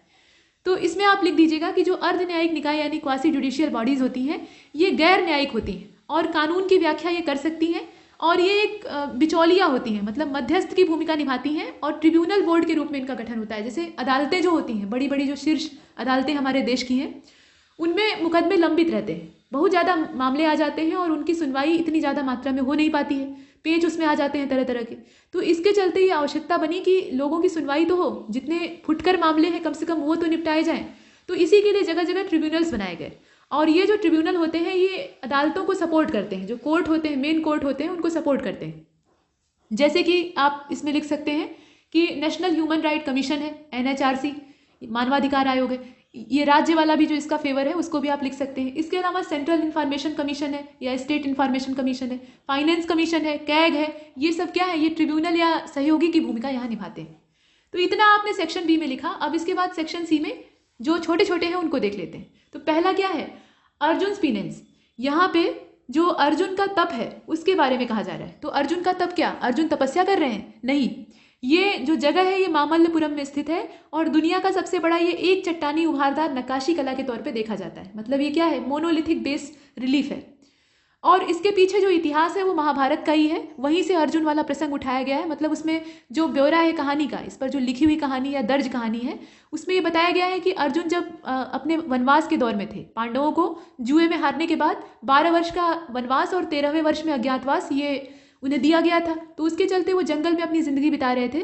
तो अर्जुन जो है वो हथियार इकट्ठा करने में लगे हुए थे, क्योंकि उन्हें पता था और सभी पांडवों को पता था कि युद्ध होगा। ये वनवास जब खत्म होगा तो युद्ध होगा और युद्ध के लिए हमें सज्ज रहना चाहिए। तो इसलिए वो पाशुपतास्त्र नाम का जो एक हथियार है उसको इकट्ठा करना चाहते थे और वो शंकर जी से मिलने वाला था। तो ये शंकर जी की तपस्या कर रहे थे और जब घनघोर तपस्या करते हैं तो उसके बाद शंकर जी खुश हो जाते हैं और माता पार्वती के साथ प्रकट होते हैं। लेकिन दिक्कत ये होती है कि सीधा दर्शन कैसे दें, तो एक किरात की भूमिका निभाते हैं, मतलब एक आदिवासी युवक के रूप में तब्दील हो जाते हैं और माता पार्वती भी वैसे ही अपनी रूपरेखा बना लेती हैं ताकि पहचान में ना आए। और उसके बाद एक माया से अपनी जो मोहिनी माया है उसके चलते एक हिरन पैदा करते हैं, मतलब एक हिरन जनरेट करते हैं और उसको खुला छोड़ देते हैं, वो दौड़ने लगता है। तो अर्जुन चूंकि क्षत्रिय राजकुमार थे तो उनके मन में अब शिकार करने की इच्छा जगती है और वो धनुष बाण उठाते हैं और लग जाते हैं उसके पीछे, और किरात भी उसी प्रयास में लग जाता है यानी शंकर जी। तो दोनों जने एक ही टारगेट के पीछे भाग रहे होते हैं और अंत में दोनों मारते हैं, तीर दोनों का लगता है और इसी बात पर बहस होती है कि ये हिरन किसका है। और घमासान युद्ध में वो बहस तब्दील हो जाती है और अंत में अपनी मुट्ठियों से मार मार कर जो शंकर जी हैं वो अर्जुन को अचेत कर देते हैं। और अंत में अर्जुन को ये आभास होता है कि ये कोई और नहीं है, साक्षात महादेव हैं। तो वो उनकी शरण में जाते हैं और उसके बाद जो शस्त्र है वो उन्हें प्राप्त होता है। ये कहानी है। तो यहाँ पर उसी कहानी पर आधार बनाकर ये जो शिला है इसके बारे में कहा जा रहा है। इसके बाद नेक्स्ट जो सेकेंड नंबर का है इसको देखिए, नेम द स्कीम विच वर सब एज्यूम्ड अंडर समग्र शिक्षा। जो समग्र शिक्षा अभियान है उसके बारे में कहा जा रहा है। तो सर्व शिक्षा अभियान, इसके अलावा राष्ट्रीय माध्यमिक शिक्षा अभियान और इसके अलावा जो सेंट्रली स्पॉन्सर्ड स्कीम है ऑन टीचर्स एजुकेशन, वो सब इसमें आती हैं। तो इनको आप लिख दीजिएगा, बहुत संक्षिप्त लिखना होता है तो ज़्यादा इसमें फैलाने की गुंजाइश नहीं है। तीसरे नंबर का देखिए ट्रैक 1.5 डिप्लोमेसी, इसके बारे में आप क्या समझते हैं। तो ट्रैक 1.5 डिप्लोमेसी जो है involve both official and non official, यानी business leaders, business organisation and all possible जो नॉन डिप्लोमेट्स हैं वो सब इसका हिस्सा है। और it is seen as a midway between track 1 यानी जो गवर्नमेंट की डिप्लोमेसी है और ट्रैक 2 यानी जो यहाँ पे बैक चैनल डिप्लोमेसी है, उनके बीच में ये मिडवे की भूमिका निभाता है। तो मध्यम मार्ग है, उसके बारे में आप लिख सकते हैं। इसके बाद जो अगला है वो जरदोजी के बारे में कहा गया है। तो जरदोजी एक कढ़ाई की विधि है। कढ़ाई मतलब क्या, जो काढ़ा जाता है धागे के माध्यम से कपड़ों पर, तो जरी से यहाँ पर कढ़ाई होती है। जो सोने के तार होते हैं उसको जरी कहा जाता है और उसी से काढ़ा जाता है, एम्ब्रॉयडरी की जाती है और उसको कहते हैं जरदोजी। और यहाँ पर उसी के बारे में कहा गया है कि ये एम्ब्रॉयडरी की एक टेक्नोलॉजी है और इसे जीआई इंडिकेशन, मतलब जो जीआई टैग है वो प्राप्त हुआ है। और इसके क्षेत्र में अगर नाम इसमें लिया जाता है तो लखनऊ की जो जरदोजी है वो काफ़ी फेमस है। वैसे तो बनारस में भी ये काम होता है, जो बनारसी साड़ियाँ होती हैं उसमें जरदोजी वाला काम होता है, जरी की कढ़ाई होती है, लेकिन यहाँ लखनऊ का नाम आता है तो इसे जीआई टैग भी यहाँ पर प्राप्त है और इसी के बारे में कहा गया है। तो जीआई टैग जिन जिन चीज़ों को मिला हुआ है उनके बारे में थोड़ा डिटेल पता कर लीजिएगा, हो सकता है उन पर क्वेश्चन बन जाए, लेटेस्ट वाला, पीछे का नहीं। इसके बाद और यूपी में अगर मिला है तब तो और ज़्यादा उस पर जानकारी रखने की आवश्यकता है। इसके बाद right a short note on agricultural infrastructure fund. ये जो फंड है ये क्या चीज़ है, तो 1 लाख करोड़ फंड, ये जो फंड है इसकी लागत कितनी है, 1 lakh crore, which will use to dispense loans over next 4 year to create post harvest storage and processing facilities. ये इसका पर्पज़ है। और इसमें कहा गया है कि it is central sector scheme. ये कैसी है, ये केंद्र प्रायोजित योजना है under ministry of agriculture and farmer welfare. Ministry कौन सी काम कर रही है ये आपको पता होना ही चाहिए, तो इसको लिख दीजिएगा, ये पर्याप्त है। और इसमें जो प्राइमरी एग्रीकल्चर सोसाइटीज़ हैं उनके द्वारा जो लोन प्रोवाइड कराया जाता है उसका प्रावधान है, तो इसको आप डिटेल में लिख सकते हैं। डिटेल कितना, तो 25 वर्ड के अंदर ही आपको डिटेल देना है। इसके बाद अगला आप देख रहे हैं, अगला कौन सा है, ये है प्रज्ञात। तो प्रज्ञात गाइडलाइन ऑन डिजिटल एजुकेशन, इसके बारे में जरा बताइए। तो यह एक प्रकार की गाइडलाइन है डिजिटल एजुकेशन पे और इसको प्रिपेयर करने वाली जो यहाँ संस्था है वो कौन सी है, एनसीईआरटी है। The guideline include 8 step of online digital learning. अब यहाँ पे जो 8 स्टेप्स हैं, 8 अलग अलग जो इसमें पायदान है, उसके आधार पर लर्निंग की जो टेक्नोलॉजी है उसको ईजी और इनोवेटिव बनाने का प्रयास किया गया है। तो पहला तो ये है कि प्लान बनाया जाए, उसके बाद रिव्यू हो, उसके बाद अरेंजमेंट हो, उसके बाद गाइड किया जाए और उसके बाद क्या करना चाहिए, उसके बाद जो टाक वाली मतलब बातचीत के द्वारा कौशल विकास और संप्रेषण, ये सब उसमें घुसाया जाए या इंक्लूड किया जाए। और उसके साथ साथ असाइन है, ट्रैक है और अप्रिशिएट है। तो ये सीखने के लिए ज़रूरी चीज़ें हैं, उनको एक क्रमबद्ध तरीके से सिस्टमेटिक तरीके से यहाँ पर रखा जाएगा और उसी को हम लोग कहते हैं प्रज्ञात। इसके बाद जीएसटी काउंसिल। जीएसटी काउंसिल क्या है, तो it is a constitutional body under article 279A। It make recommendation to union and state government on issue related to goods and service tax was introduced by Constitution यानी 101st amendment. यहाँ जो 101वां संविधान का संशोधन हुआ था यानी अमेंडमेंट हुआ था, उसके द्वारा इसका प्रावधान किया गया। और जीएसटी काउंसिल जो होती है उसमें यूनियन फाइनेंस मिनिस्टर जो होता है वो इसका चेयरपर्सन होता है। और अदर मेंबर्स जो होते हैं वो कैसे होते हैं, तो यूनियन स्टेट मिनिस्टर्स होते हैं या finance and minister in charge of finance taxation department. तो यहाँ पर जितने भी हैं सब कराधान से जुड़े हुए होते हैं। और इसका जो मुखिया होता है वो कौन होता है, वो यूनियन फाइनेंस मिनिस्टर होता है, यानी वित्त मंत्री होता है। तो ये सब चीज़ें आपको पता होनी चाहिए और ये 101 को याद रखिएगा। इसके बाद आगे चलते हैं। 8वें नंबर का जो है इसमें डिफाइन स्पेशल इकोनॉमिक जोन यानी सेज का आपको ब्यौरा देना है। सेज क्या है, तो नेम एनी 2 फंडामेंटल सेज। यहाँ पर 2 जो फंडामेंटल सेज हैं उसको आपको लिखना है। देख लीजिए, इट इज स्पेशल। यहाँ चूंकि आपको सेज यानी स्पेशल इकोनॉमिक जोन को डिफाइन करना था तो उसी के बारे में यहाँ दिया हुआ है। इसे आप देख सकते हैं, ये आपका है। तो इसमें आप लिख दीजिएगा कि एक विशेष रूप से इसे परिचालित शुल्क मुक्त जो इनक्लेव इलाका के तौर पे देखा जाता है। मतलब यहाँ क्या है, जो चार्ज है वो नहीं लगता है। और दूसरी चीज़ ये है कि व्यापार संचालन और कर्तव्यों और शुल्क के उद्देश्यों के लिए ये विदेशी क्षेत्र माना जाता है। अब यहाँ उदाहरण आपको देना है, तो उदाहरण आप किसका दीजिएगा। एक तो multi product Noida special economic zone जो नोएडा वाला है, मतलब new Okhla industrial development area तो अथॉरिटी, उसके क्षेत्र में आने वाला जो सेज है उसका आप दे सकते हैं। इसके अलावा जो मुरादाबाद का है, मुरादाबाद का कौन सा है, जो पाक बड़ा है हस्तशिल्प उत्पादों के लिए ये विशेष आर्थिक क्षेत्र के तौर पर डेवलप किया गया है, तो इसको आप लिख सकते हैं। इसके बाद 9th नंबर का जो क्वेश्चन है उसको देखिएगा। देखिए, इसमें चक्रवर्ती राजगोपालाचारी फार्मूला यानी CR फार्मूला है उसके बारे में कहा गया है। मतलब इस पर आपको टिप्पणी लिखनी है। तो CR फार्मूला क्या था, 1944 में आया था, आप जानते हैं। और इसमें भारत का जो विभाजन था, चूंकि मुस्लिम लीग एकदम अड़ी हुई थी कि उसे अलग चाहिए, अलग क्षेत्र चाहिए, तो इसके चलते यहाँ पर अखिल भारतीय जो भारतीय राष्ट्रीय कांग्रेस है और जो मुस्लिम लीग है उनके बीच में एक समझौता कराने का अंतिम प्रयास किया गया था कि इसके द्वारा एक समझौता करा दिया जाए ताकि जो विभाजन वाली परिस्थितियां बन रही हैं, पार्टीशन की जो कंडीशन क्रिएट हो रही है वो यहाँ पर रुक जाए या उसको टाला जा सके। लेकिन ऐसा होता नहीं है, दोनों ही इसको यहाँ रिजेक्ट कर देते हैं। इसमें था क्या, तो इसमें सुझाव दिया गया था कि जो मुस्लिम हैं यानी जो यहाँ पे माइनॉरिटीज़ हैं उनके पूर्ण बहुमत वाले क्षेत्रों में एक जनमत संग्रह कराया जाए। यहाँ पर जो जनमत संग्रह है उसको कराने की बात कही गई थी। और उसके बाद उसी संग्रह के आधार पर यह तय किया जाए कि एक संप्रभु राष्ट्र का निर्माण हो या नहीं, तो इसको रिजेक्ट कर दिया गया। इसमें बहुत सारी कमियां थी। इसके बाद 10वें नंबर का है क्वाड। तो क्वाड क्या चीज़ है, क्वाड्रिलेटरल सिक्योरिटी डायलॉग, इसी को कहा जाता है क्वाड। इसके बारे में आप देख लीजिए, is an informal strategic dialogue between United State, Japan, Australia and India. इसमें जो देश इन्वॉल्व है उनको आपको पता होना चाहिए। देखिए, यूनाइटेड स्टेट है, इसके अलावा जापान है, ऑस्ट्रेलिया है और हमारा भारत है। और इनके बीच में जो डायलॉग यानी संवाद चल रहा है वो हो गया क्वाड। इसमें प्रावधान कौन कौन से हैं, तो इसका उद्देश्य है एक सामान्य मंच विकसित करना जो कि मुक्त और खुले हिंद प्रशांत क्षेत्र में बढ़ावा दे सके। मतलब ये समुद्री एरिया जो है उसमें अपनी बढ़त बनाने के लिए, अपनी पकड़ मजबूत करने के लिए एक डायलॉग सिस्टम के तौर पे लॉन्च किया गया है।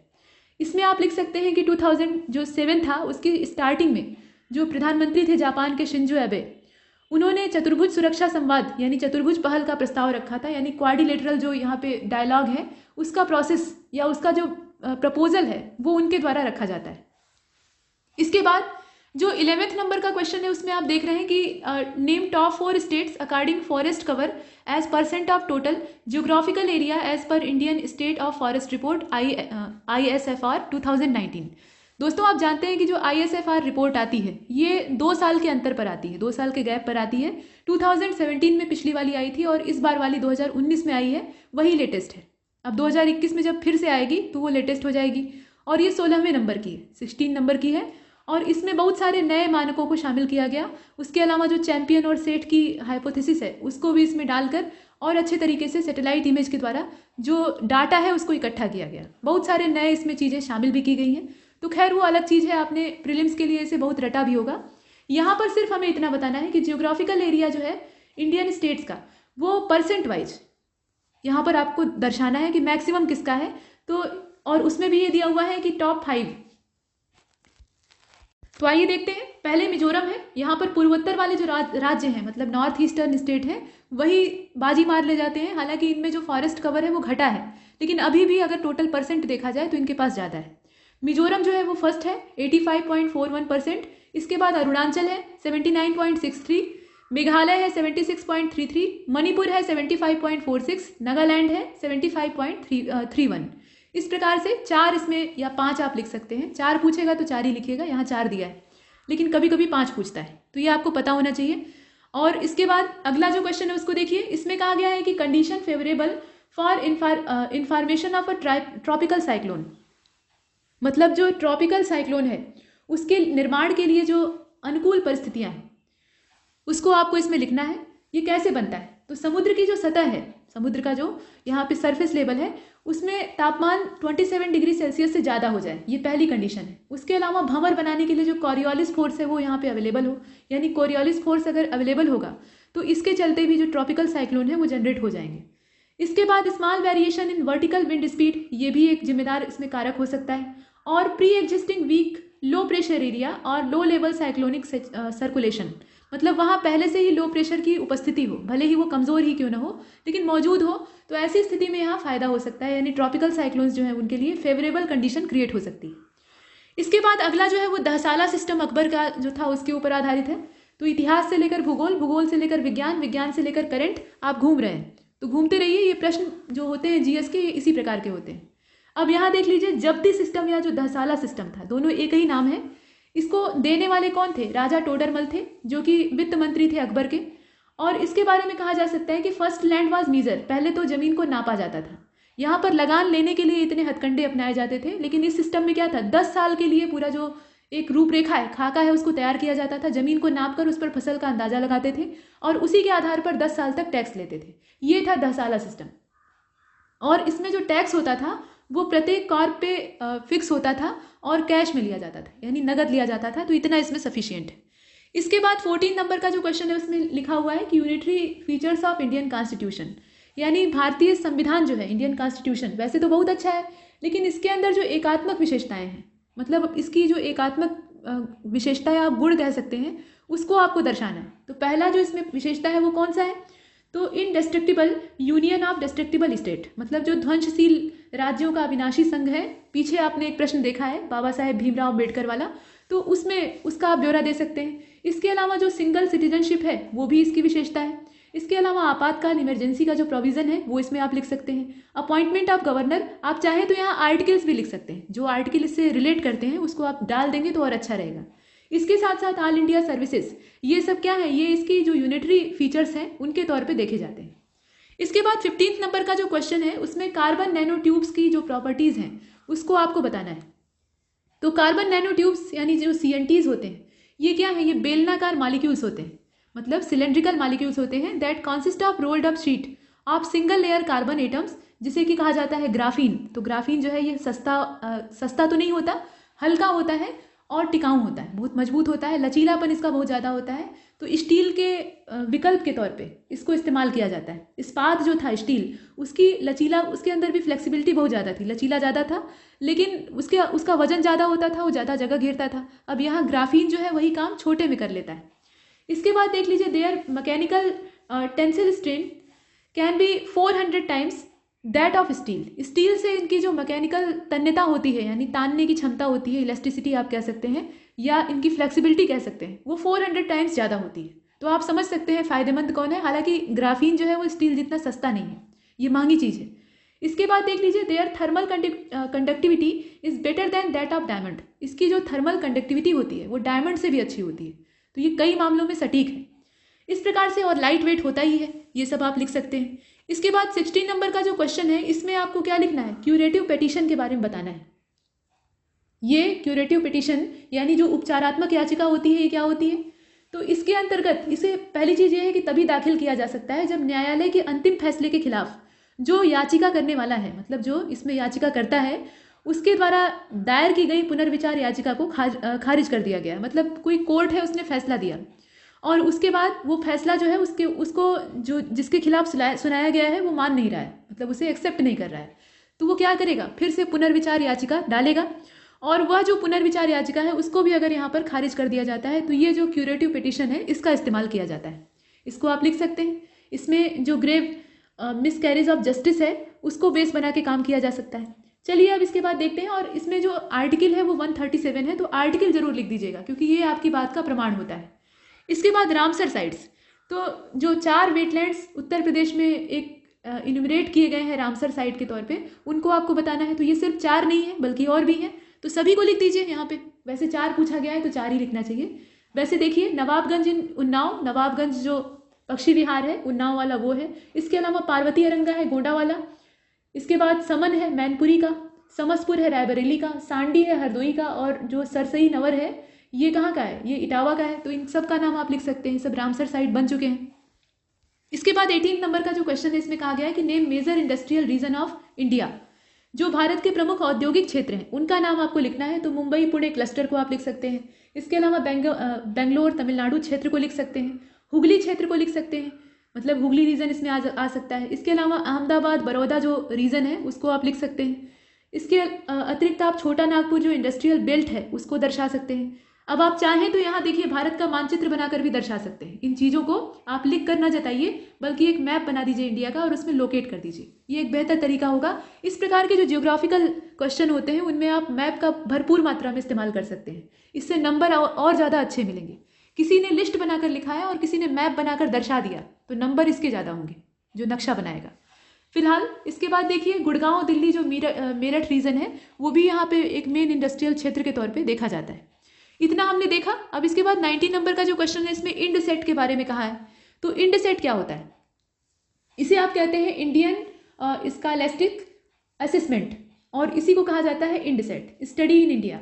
इसके अंतर्गत जो स्कॉलरशिप पाने की चाहत रखने वाले स्टूडेंट्स हैं उनको एक मानकीकृत ऑनलाइन परीक्षा देनी होती है, मतलब एक ऑनलाइन एजुकेशन का यहाँ पे पैटर्न बनाया जाता है। उसको अगर आप पास कीजिएगा तभी ये जो स्कॉलरशिप है उसके लिए आप वैलिड होंगे। तो यही सिस्टम है। और यह जो एग्जामिनेशन है ये भारत में स्टडी करने के लिए आवेदन जो लोग करते हैं उनके ऊपर लागू होगा, और उनकी जो स्किल है, उनकी जो क्षमता है उसका इसके जरिए आकलन किया जाएगा, उसे इवेल्युएट किया जाएगा। तो ये सिस्टम है। इसके बाद बायोफोर्टिफिकेशन, ये लास्ट हमारा क्वेश्चन है आज के इस मॉडल पेपर का। इसको देख लीजिए। Biofortification is an idea of breeding crops to increase their nutritional value. मतलब यहाँ पर क्या होता है, जो बायोफोर्टिफिकेशन है इसके द्वारा जो फसलें होती हैं, कॉर्प्स होती हैं, उनका पोषण मूल्य बढ़ाने का प्रयास किया जाता है, मतलब उनकी जो पोषकता है उसको बढ़ाने की कोशिश की जाती है। और इसमें होता क्या है, तो इसमें आप लिख सकते हैं कि this can be done either through conventional selective breeding और थ्रू जेनेटिक इंजीनियरिंग। मतलब इसमें या तो हम 2 तरीके अपनाते हैं, या तो हम सेलेक्टिव ब्रीडिंग करते हैं और नहीं तो जो जेनेटिक इंजीनियरिंग है उसका सहारा लेते हैं। तो सेलेक्टिव ब्रीडिंग जो है ये ज़्यादा होती है और जो जेनेटिकल इंजीनियरिंग है वो कम होती है, क्योंकि इसमें कुछ गैर जरूरी जो उत्पाद है उनके पनप जाने की संभावना ज़्यादा होती है। ये नुकसानदेह भी हो सकती है, लेकिन जो सेलेक्टिव ब्रीडिंग है वो नुकसानदेह कम ही होती है। हालांकि इन्वायरमेंटल इश्यूज उसके भी होते हैं। प्रकृति के खिलाफ जाकर या प्रकृति से थोड़ा अलग हटकर हम अगर कोई काम करते हैं, भले ही वो पर्यावरण को सपोर्ट करने के लिए किया गया हो, लेकिन उसके अपने नुकसान होते हैं, साइड इफेक्ट्स होते हैं, तो वो इसके भी हैं। लेकिन यहाँ हमें सिर्फ इसके बारे में बताना है। तो बायोफोर्टिफिकेशन में क्या करते हैं, जो न्यूट्रिएंट्स लेवल है उसको बढ़ाने की कोशिश की जाती है, और इसके लिए 2 तरह के जो तरीके हैं वो अपनाए जाते हैं। एक तो सेलेक्टिव ब्रीडिंग वाला है, और दूसरा जो जेनेटिक इंजीनियरिंग का प्रोसेस है उसको यहाँ पे हायर करते हैं। और WHO ने अंदाजा लगाया कि बायोफोर्टिफिकेशन जो यहाँ पे आयरन की कमी से एनीमिया होता है उससे पीड़ित लोगों को ठीक करने में सहायता कर सकता है। आयरन की कमी से लोग पीड़ित हैं और पालक कितना भी चबाएं लेकिन उनका जो खून है, मतलब हीमोग्लोबिन है, वो बढ़ने का नाम नहीं ले रहा है। तो इसके पीछे कुछ रीज़न होगा। तो जो न्यूट्रिशन लेवल है उसको बढ़ाने का यहाँ पे प्रयास किया जा रहा है, और WHO ने इसके संबंध में एक जो डाटा है वो जारी किया है।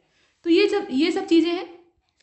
और ये पूरा GS का मॉडल पेपर था जिसमें कि आपने 40 अलग अलग साइज़ के क्वेश्चंस देखे और उन पर डिस्कशन देखा।